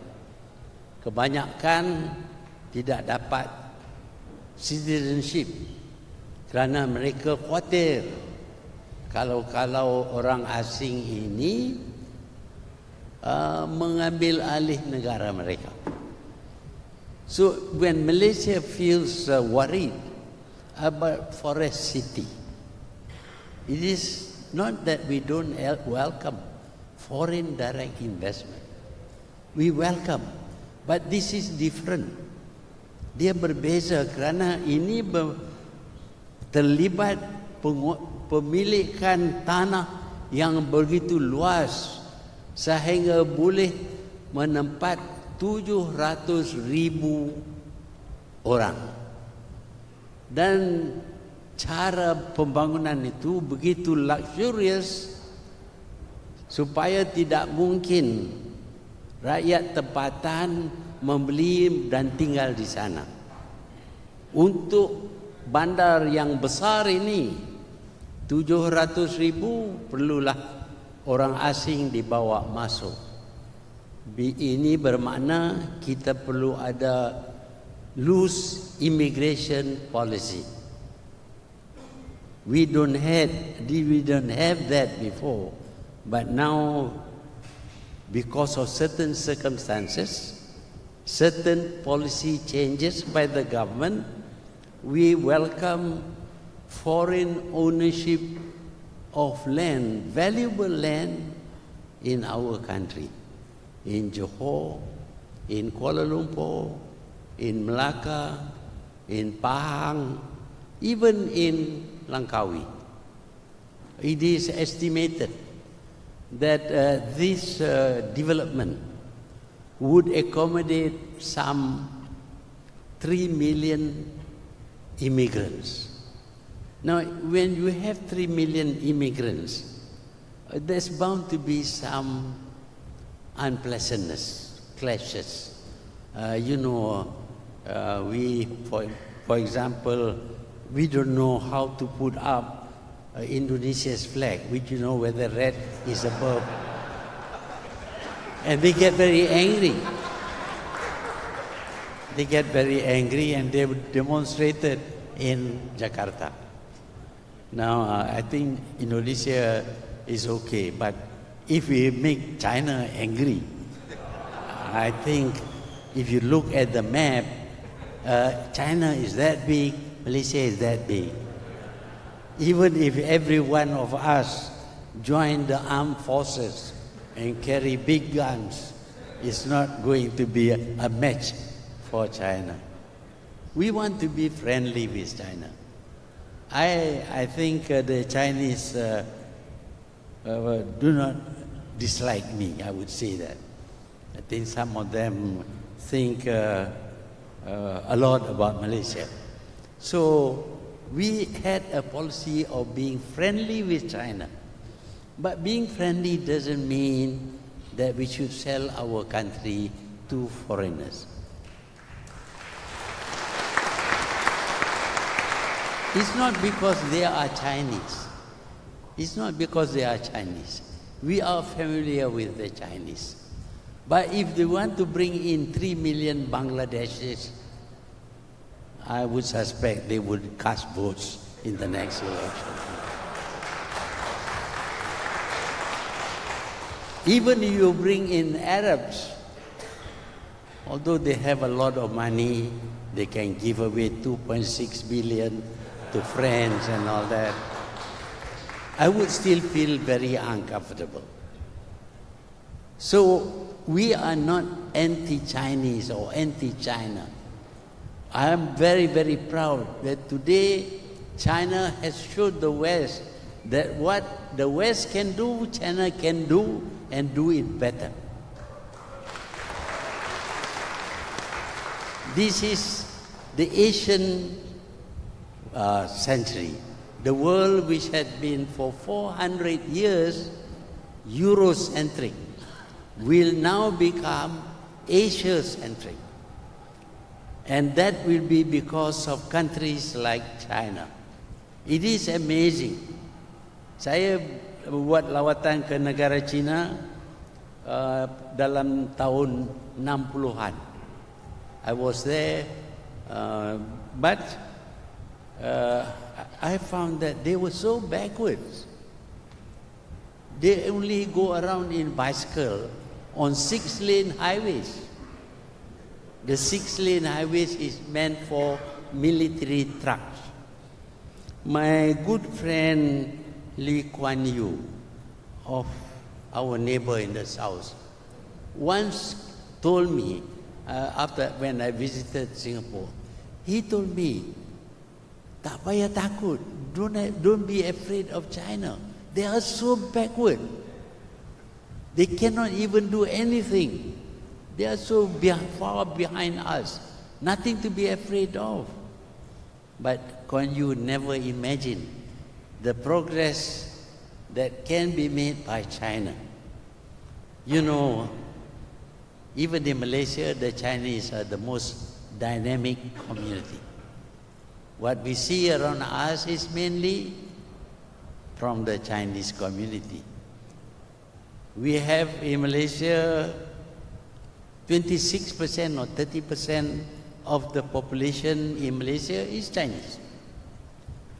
But I don't know how many millions altogether. But imagine that kind of Chinese, these dynamic people with rapid acquisition of knowledge and skills. There are 1.4 billion of them. I think the world will not be able to challenge China. Already there are scientists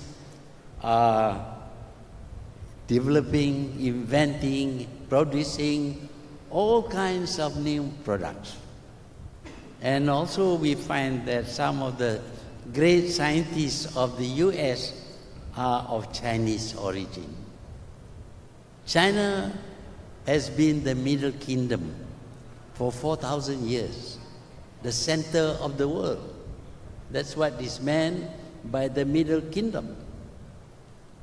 We in Malaysia, the Malay states, had good relations dengan negara China. The sultans visit China, and you know, in our tradition, we exchange gifts, and among the gifts they get would be a concubine or one or two concubines.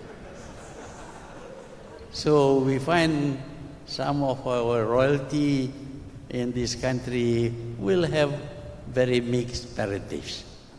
So Malaysia is able to live together. That is a remarkable thing. People don't really recognize this. They should recognize this. When we became independent in 1957, 60 years ago, the British told us, I was still alive at that time, I was around, I heard about this. They said, this country will go to the dogs. The poor Malays will rob the Chinese of all their property, nationalize everything. That's what the British expect. And some Malaysians, senior Malaysians, also believe that the country will be totally unstable because we have 3 different races who follow 3 different religions, speak in 3 different languages, and have 3 different cultures. The British concluded that this country will go up in flames. But our founding fathers were very smart. Tunku Abraman, Tan Cheng Lock, K.L. Devasa, and the rest, they decided that we should share this country. The idea of sharing was mooted by them. If anyone tries to take 100% for himself, this country will never grow. And that 100% would be very, very small. Whereas if we share, each slice of cake that we share will grow bigger than the whole cake over time. So the idea of sharing is a great idea.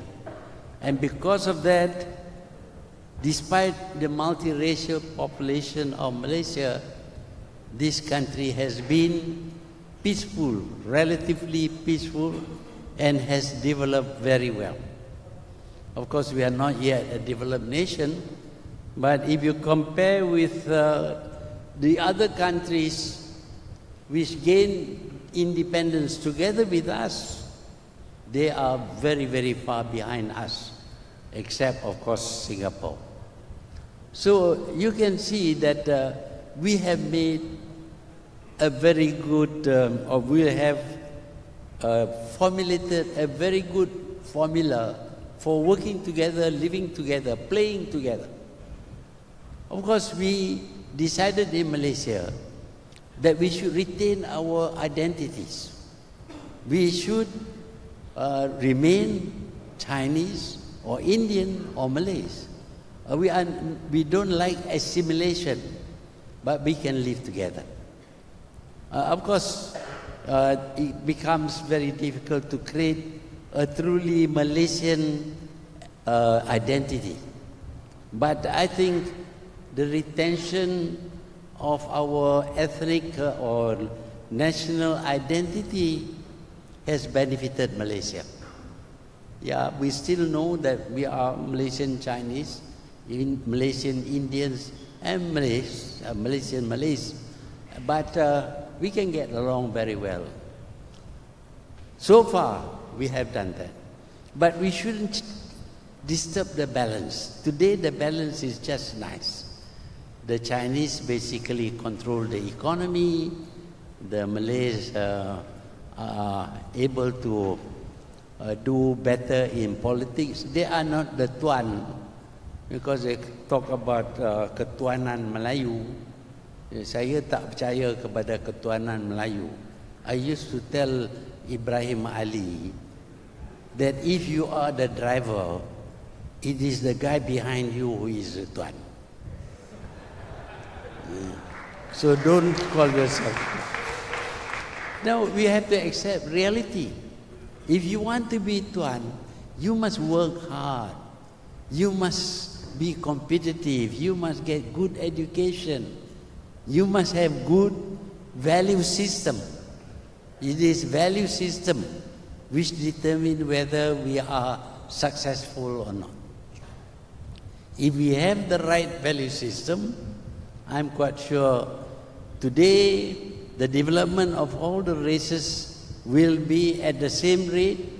There will be no distinction between Malaysian and Chinese as to their level of wealth, and this country will become a truly united country despite retaining our racial origins.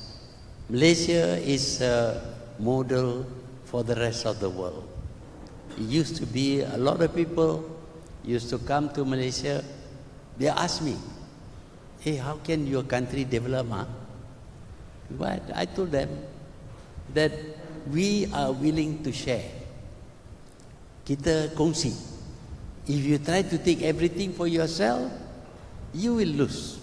For example, if the Malays had nationalized all Chinese holdings, I'm quite sure this country will not develop the way it has developed.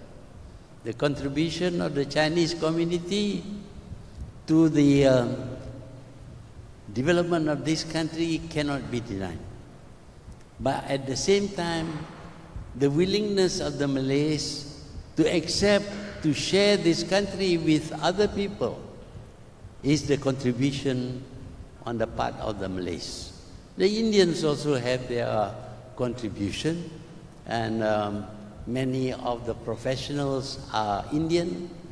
Of course, a lot of them are also laborers, but they need to be looked after, the laborers.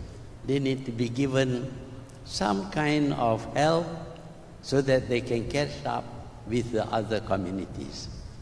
So I have no problem with Chinese investment in Malaysia. But if it is too big, you may find a certain desire to protect your investment. You know, if the Americans build a nuclear power plant in a country, and that country is invaded by Russian, America claims a right to protect their investments there. that can cause a clash. So we don't want any country to defend us, to defend their investments in this country, and in the process, of course, we lose somewhat the control over our own country. So I would say this, that while we welcome Chinese investment into Malaysia, it should be balanced by investments from other countries, and we should also ensure that the investments give us benefit in terms of job opportunities and wealth creation for our people. So this is the way the world is going to be. I believe that in 100 years' time, every country would be like Malaysia. They will all be multiracial, simply because people today are very mobile. Where before it takes 3 months to 6 months to sail from China to Malaysia, now it takes 3 hours from Kunming. So people are mobile, borders are porous, and people want to go and live where life is more pleasant. So people in rich countries must expect the inflow of foreigners that they are seeing today from Syria. So thank you very much for giving me this.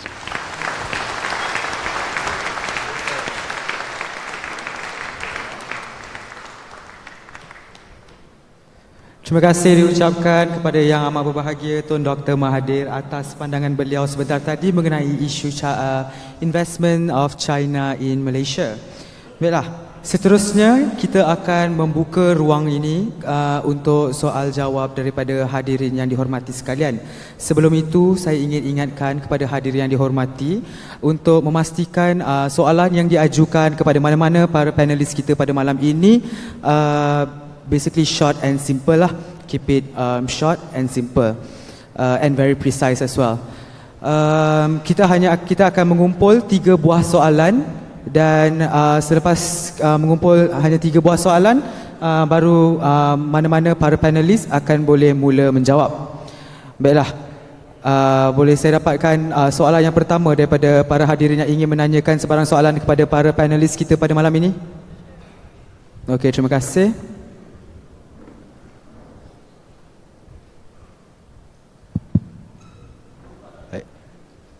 Assalamualaikum, selamat malam. Saya Muin. Soalan saya kepada Tun Dr. Mahathir seorang saja. Ada 3 soalan sebenarnya. Yang pertama berkenaan dengan, saya ingin tahu pandangan Tun lah secara peribadi ya. Bukan sebagai pengurusi Pakatan Harapan, bukan sebagai ahli parti Peribumi Bersatu. Ini pandangan Tun secara peribadi. Apa yang akan Tun lakukan kepada projek hartanah yang telah pun terlepas ke tangan bangsa asing ini, sebagai contoh Forest City, Pelabuhan Kuantan, Melaka? Adakah Tun akan mengambil alih projek-projek ini daripada penguasaan asing sekarang? Yang kedua berkenaan dengan Proton. Adakah Tun akan mengambil alih kembali 49.9% pegangan saham Proton yang sekarang ini dah beralih ke tangan Geely, China? Dan yang ketiga berkenaan dengan ECRL. Apa pendirian Tun sekiranya Tun memiliki kuasa? Adakah Tun akan membatalkan projek ECRL 100% ataupun Tun akan cuba mengambil pendekatan untuk mengambil penlaburan daripada negara lain selain daripada China? Sekian, terima kasih. Okey, terima kasih. Baiklah. Boleh saya dapatkan soalan yang kedua? Oh, you want to answer first? Okay, okay.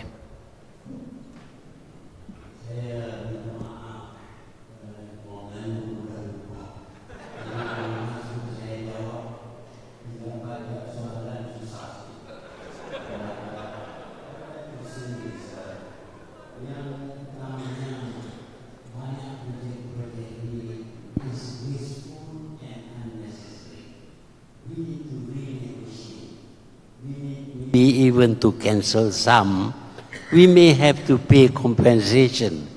But it is better to pay compensation than to carry this horribly huge $200 billion borrowings that this government has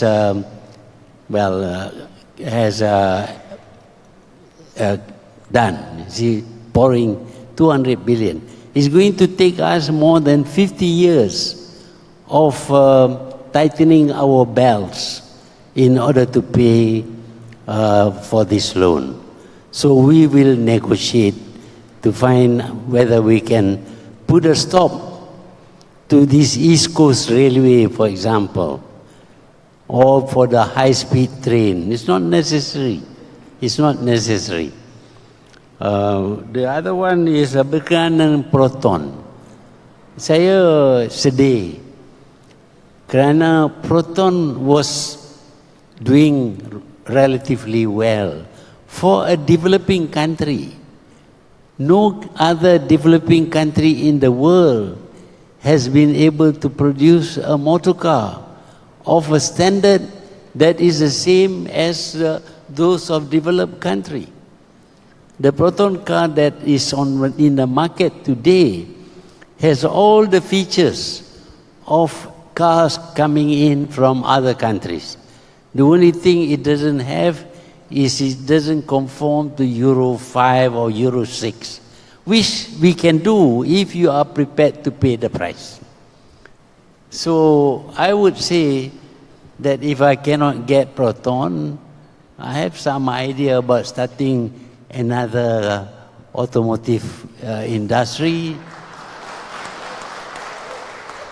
Remembering, of course, that the idea of building a national car bukan kerana nak buat national car saja, tetapi dia jadi satu catalyst for growing our engineering know-how and capability.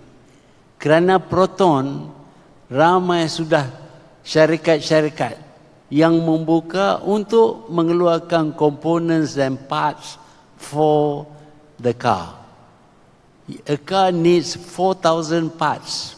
So all those things provide opportunities for people to manufacture.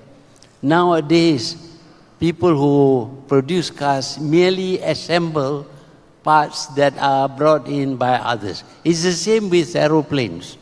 Malaysia contributed towards A380.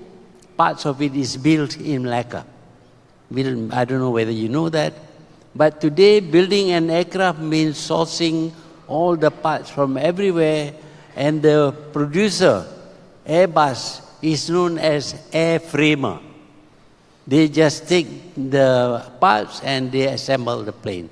But the opportunities given to manufacture is very great. And with a motor car, we have developed engineering capability. Now that we don't have our own car, our local vendors will close down and we will regress in terms of engineering know-how. Thirdly, berkenaan dengan pelaburan, I think what there is we have to accept, but if we can pare down a little bit, not so big, and not where it involves no opportunities for us to work or to provide parts and components, etc. I think those should be pared down so that they become small enough for our small country. And of course, we'll try to invite other people to come to Malaysia to balance the investment in Malaysia. Thank you. Okey, terima kasih diucapkan kepada Tun. Baiklah, soalan yang kedua. Okey. Hi, good evening. My name is Tulsi. I have a question for YB Nurul Izzah. If YB, you were always a critic of Tun Mahathir, but today you sit on the same stage and you're working with him and advocating on the same issues. And why is that, if I may ask? And I have another question for you, Prof. Jomo. Prof. Jomo, if the economic advisors of the government is here in the hall today, what is your clear-cut advice to them on the projects that you have been critical about in regards to China? Thank you. Would you like to answer that now? Yeah, okay. Thank you for the question. I think I'm just going to say something short as an answer and then pass it on to Professor K.S. Jomo. One of the key guiding principles that has united many leaders across the political spectrum is the reform agenda. I think when we talk about the subject matter, which is China's investments, perhaps unregulated, to borrow Prof. Jomo's words, akin to giving a blank check to a particular foreign power, foreign economy.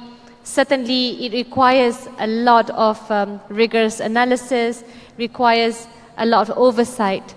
So because of this, I think the reform agenda is very crucial. You want to provide adequate checks and balances on the government of the day, whether federal or the state level. And one can only do so by winning the next elections. And one of the key efforts towards realizing a win is to unite all forces against the current government.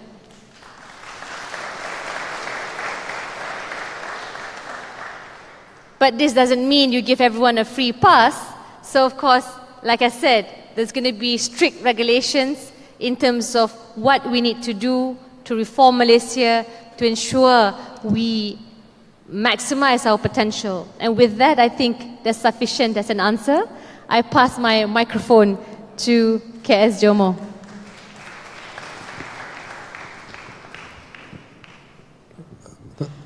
Thank you very much. I think since I'm not a politician, I should make clear that whatever criticisms I may have had of Tun Mahathir, they were always honest criticisms. And I also never doubted his intentions.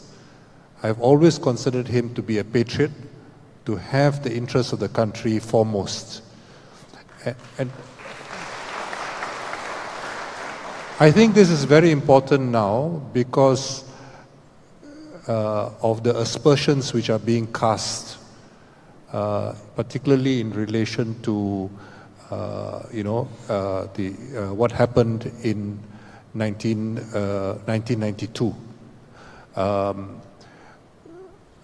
In 1985, the big five countries got together in the Plaza Hotel in New York, and they decided among themselves that the dollar was too strong and the yen and the Deutschmark should appreciate. The result of that was that the alignment of currencies changed very fundamentally. So I think it made sense to have what is called active reserve management policy. Active reserve management policy, rather than simply believing that the status quo is going on forever. Now, mistakes may have been made, and I do not doubt that mistakes have been made, but the intention was always honorable. I think this is very important. If you look at all my comments, even when the 1992 Bank Negara report came out in 1993, my questions was on the question of the transparency, and I never expected the full story to be completed then. Because when you take positions in any markets, especially if they are medium-term positions, you do not realize the positions overnight. So you can make money, for example, on You can lose money on the exchange rate, but make money on the interest rate. And all those things need to be assessed. So I think what we are seeing is a trial by a one-sided media, which is not being fair to many of the people concerned. There are a lot of people who are going to suffer collateral damage, and this, I think, is very unfortunate. Of course, this is not the time to discuss this further, but I think it is important to remember that whatever criticisms I've made, and I've certainly made a lot of criticisms, and I will not deny that, I have never doubted his good intentions. In fact, somebody once said to me, "You are the last Mahathirist." And let me explain to you, it's a serious point. Because you are he's referring to me, he said, "You are the only one who believed in his project to modernize Malaysia." I once made a speech comparing Tun Mahathir with Deng Xiaoping. Okay, they both started off around the same time, and the intentions were to modernize the country, to take the country, if you will, into the 21st century. And this was the intention. Okay, I'm not saying that they were successful throughout. Even Deng Xiaoping was not completely successful. But I think that was always the intention. So my criticisms were on the question, what was being done in the name of those noble intentions. And as far as international policies are concerned, I've always been a very strong supporter of many things which were pursued. In fact, the second time I met Dr. Mahathir was after the massacre in the Palestinian refugee camps in Lebanon, after Sabra and Shatila in 1982. I was very impressed by his seriousness of commitment and so on. So there are many things. I mean, you can go through a long list of criticisms which I've made, but the question is not my intention was always that we should go further. And I appreciated the Look East policy, for example, when nobody else was appreciating the Look East policy, because the intention was that we shouldn't just learn from the West. We should also learn from other sources. And this is something which he was very committed. He established, had the first South Summit in Kuala Lumpur. The South Commission was launched from Kuala Lumpur, and so on and so forth. So there are many, many other things which I think any fair assessment of Dr. Mahathir's career would force us to look at. As far as the other question, she asked about just economic policy moving forward. If you could meet up with an economist from government, what would you suggest? Yeah, I think one of the big challenges to answer the second question is the fact that I speak to many well-intentioned people, and basically they have no faith that this is a government with more honorable intentions. Everything is seen as jobs for the boys, projects for the boys, and so on and so forth. There is no sense that there is a higher purpose, that is the national interest which is being served, that we are trying to move to a higher level of development, and so on. So, there's a strong sense that it is always something where there's an ulterior motive. So there's a huge trust deficit. There's huge trust deficit. There are very few people in the world, in the country. And this, I say, is across ethnic groups. Across ethnic groups. It's not a question of Chinese or Indians or Malays only. Across ethnic groups, there is a great trust deficit in this country. And so this is going to be, any government, whether the present government, if it succeeds in the forthcoming election, or a new government, will have to overcome this trust deficit, because the people are cynical. The people have become very, very cynical about the intentions of politicians. So this is a big problem which we all will need to face going forward. And it is crucial, therefore, that that this trust deficit be overcome. If the opposition is going to succeed, it has to overcome that trust deficit. And it's not just a matter of empty promises, it is also by demonstrating that they are serious about it. So I think that we have to begin to think about many things which we have not really thought about before.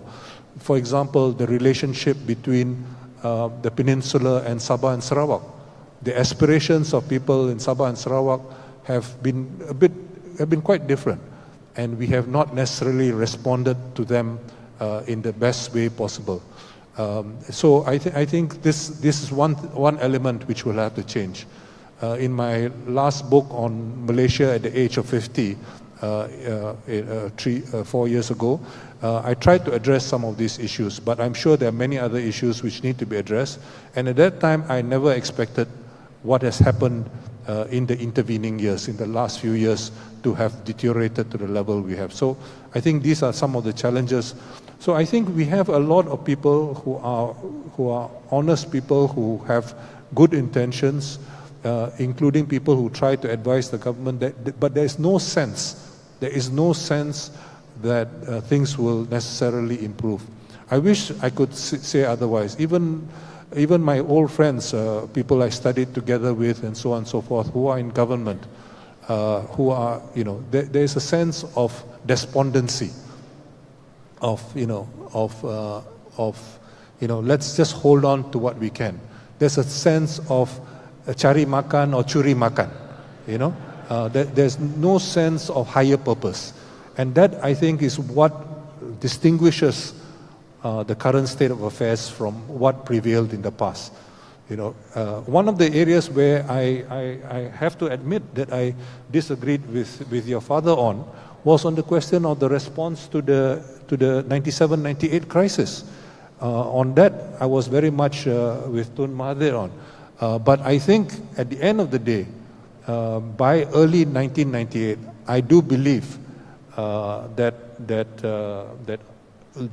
Datuk Sri Anwar had changed his mind, and he had begun to realize the folly of the IMF policies when the ringgit went down to 4.88 against the dollar.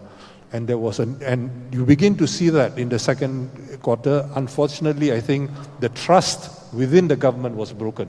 And this is a story which only other people can tell better than me. So let me stop here. Thank you. Saya hanya ingin menambah kerana kita banyak bercakap tentang sejarah. But I think looking forward for Malaysia as a young nation, masa depan masa kita, masa orang muda, masa generasi yang akan datang. And one of the key things I learned back in 1997, I won't touch on the economy, was the fact that pada tahun 1997, sebelum Datuk Seri Anwar Ibrahim dipecat, beliau telah menerbitkan buku Gelombang Kebangkitan Asia, The Asian Renaissance, which basically predicted the eventual rise of China. So for us today, being the main predictor of future trends to come, being able to carve out our vision as Malaysians in this beautiful region will ensure we remain most competitive and most successful. So as important as the past was, it is about learning from it and forging a clear-cut narrative and vision for the future. So for me, for the purposes of today, I'm asking all young Malaysians, orang muda di luar sana, kita yang harus bergerak dengan pantas untuk merencanakan masa hadapan berkait dengan wawasan kita, berkait dengan apa yang kita idamkan untuk memastikan Malaysia ini gemilang semula, insya-Allah. So for my regards, I have never basically rubbished wawasan 2020. I have a lot of disagreements with Tun Dr. Mahathir Mohamad, but I think having a vision, wanting an Asian renaissance and predicting that China has come to the position it is today will determine how successful we can be as a nation. Terima kasih diucapkan kepada Wabi Nur Izzah dan Profesor Dr. T.S. Jomo. Baiklah, saya buka ruang untuk individu yang terakhir. Mungkin, yes. Salam hormat ahli-ahli panel yang dihormati. Dua soalan kepada saudara Profesor Jomo. Adakah rakyat Malaysia sedang mengalami satu fenomena yang dikatakan middle income trap? Apakah impaknya dan apakah solusinya? Soalan kedua, adakah dunia sekarang termasuk Malaysia akan menghadapi satu lagi financial crisis pada tahun 2018 yang dilaung-laungkan oleh setengah pihak ekonomis? Apakah ramalan Profesor? Dua soalan saya nak tuju kepada yang amat berhormat Tun. The One World One Belt policy initiated by China, adakah Tun setuju bahawa ini memberi banyak manfaat kepada rakyat Malaysia dari segi penglipatan pekerjaan, business opportunities, dan is there any negative impact? Okay, leave China alone. China is too big. Okay, dengan cadangannya berbagai RCI oleh ahli-ahli politik baru-baru ini, adakah negara kita sedang mengalami satu krisis pentadbiran negara? Adakah Tun merasa terkilan tentang ini? Is change possible? Tun may choose not to answer this question. Salam and thank you. Terima kasih diucapkan. Baiklah, kita akan mulakan dengan Profesor dengan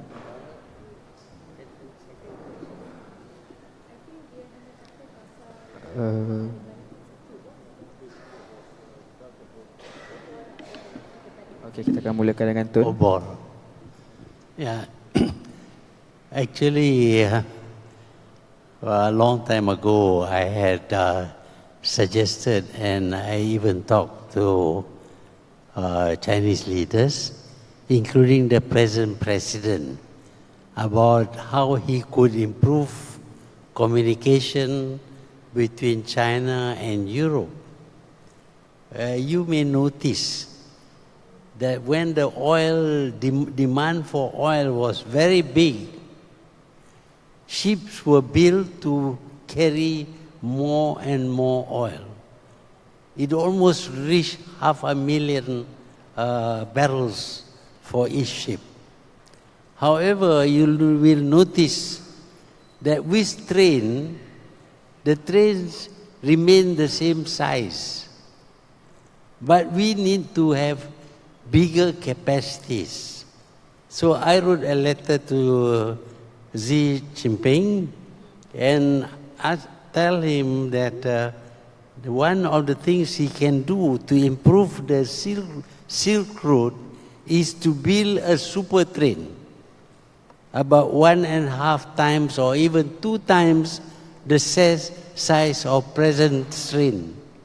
We have the technology to do that now. Just imagine, the train is faster than a ship. The ship is bigger, but it takes a long time. I did not suggest the sea route which he planned. That comes from him.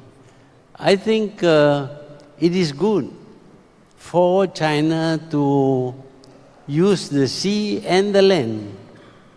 But the sea has always been open.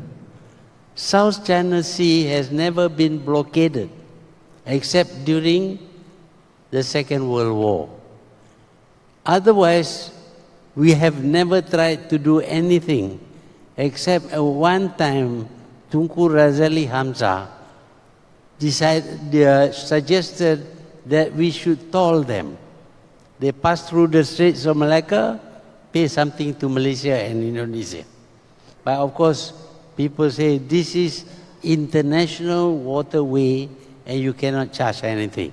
Okay, but you know, we have to spend money to keep the Straits of Malacca open and not be have oil spills and all that. Costs us a lot of money. But there is no need for any country to patrol the Straits of Malacca, the South China Sea. Because when you do that, you attract the opposite, the people who are not happy with you. So once you have patrols by China, you know what the US would do. Already they are challenging China. So leave the South China Sea and the Straits of Malacca alone. Let Malaysia look after them. Let Indonesia or Singapore look after, because it is near us. But there is no necessity for the sea route to be patrolled by warships from China or from America or from any other country. We can look after. So the land route should be developed further. And I think with our technology now, we can build super trains which can carry, which is 2 miles long and can carry goods, huge amounts of goods from China to Europe, from Europe to China, and from Central Asia, the vast natural resources there, iron ore, copper, and everything, can be transported out from these countries to China and to Europe, giving them a good income, and they can buy goods from China and goods from Europe at a lower price because transportation costs would come down. So on one hand, I agree with the land route, but I don't think we should have warships going around here. Very uncomfortable. Okay, the second question, what was that? That was the only question he just added on. Yeah. I just wanted to add on before I pass on to Prof. Jomo, the fact that we are looking at the developments around the world, and for Sri Lanka, the new government that has taken over right now is hard-pressed to renegotiate the issue of ownership of the existing port built using public monies, but has been turned over in terms of control to a Chinese company for 99 years. So the issue is, the devil is in the details. You can certainly agree, everyone will be definitely welcoming investments, but the nitty-gritty of control, of running the process, and the eventual debt that's going to be laden on Malaysia factors in very, very heavily. So for me, any company will definitely want to profiteer, is ethically agnostic.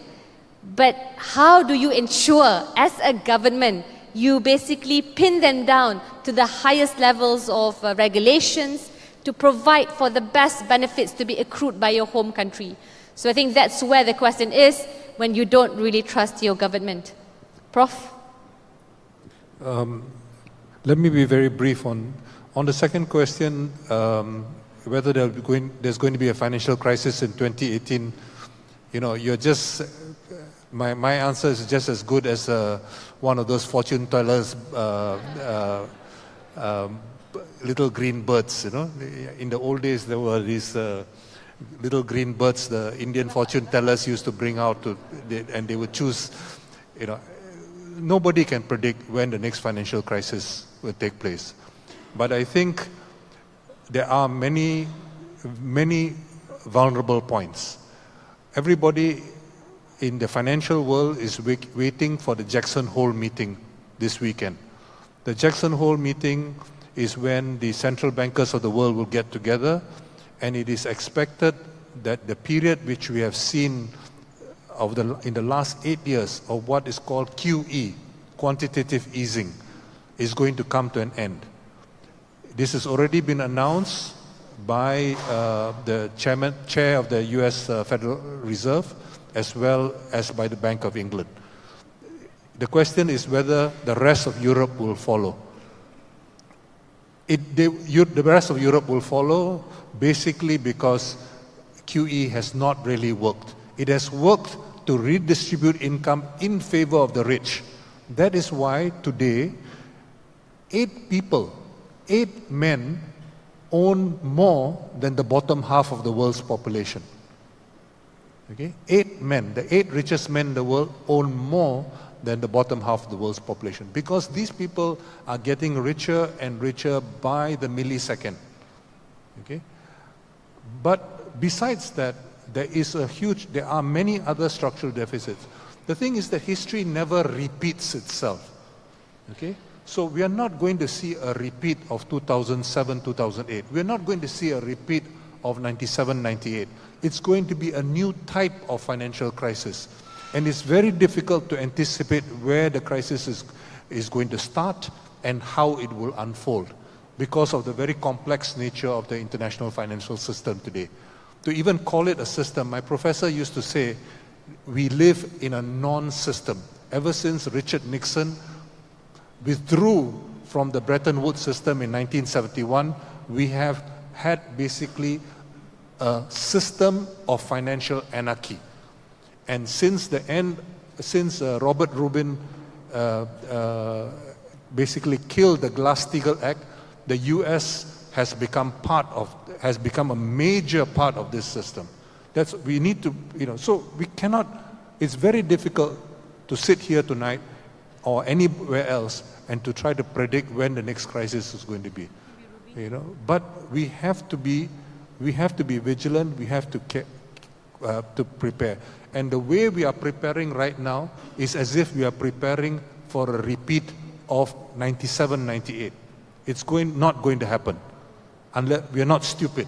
Okay, people are not stupid. We are not going to have a recurrence of that. On the other question, whether it's a middle income trap, that's a very big debate. But my point is really that what we have seen is a middle income trap of our own making, because we have seen the beginnings of deindustrialization. At its highest point, manufacturing industry accounted for 1/3 of the national economy, of national economic output. Today, it's about 27%. Okay, down from 33% to 27%, and it's going down. It's continuing to go down. Okay, so this is the problem. It's not as if we are doing some other services which are very high value added, and this is the dilemma for the future. So we are still competing as if we are living in the 1970s and 1980s on the basis of relatively cheap labor and so on and so forth. And the only way we can do that is to bring the foreign workers in and then to pretend that they don't exist when we do our national income accounting. And that's kidding ourselves as much as kidding the rest of the world. And that, I think, is part of the problem. The issues, of course, in what is called the middle income trap are much more complex than what I've just said. But I think that is at the core of the problem. Let me stop here. Thank you. Baiklah, terima kasih diucapkan kepada para panelis kita pada malam ini. Dengan berakhirnya sesi Q&A tadi, maka berakhirlah sudah program kita pada malam ini. Sebelum itu, saya mewakili Institut Rakyat ingin mengucapkan ribuan terima kasih kepada para hadirin yang sudi hadir untuk memeriahkan lagi acara ilmiah kita pada malam ini. Tidak lupa juga kepada KL Selangor Chinese Assembly House kerana sudi memberikan kami sebuah venue yang cukup selesa untuk menganjurkan program ini. Rakan-rakan media, selepas ini kita akan adakan sidang media di atas pentas, tapi sebentar saja. Sebelum itu, sekali lagi saya ingin mengucapkan terima kasih kepada yang sudi hadir. Di belakang kaunter pendaftaran kami ada buka kaunter buku, jualan buku Yang Berhormat Nurul Izzah. Jadi kepada siapa yang berminat boleh dapatkan buku beliau. Jangan lupa juga untuk follow Facebook page Institut Rakyat bagi mendapatkan update-update terkini tentang research-research yang dijalankan oleh Institut Rakyat. Ladies and gentlemen, signing off. Thank you very much.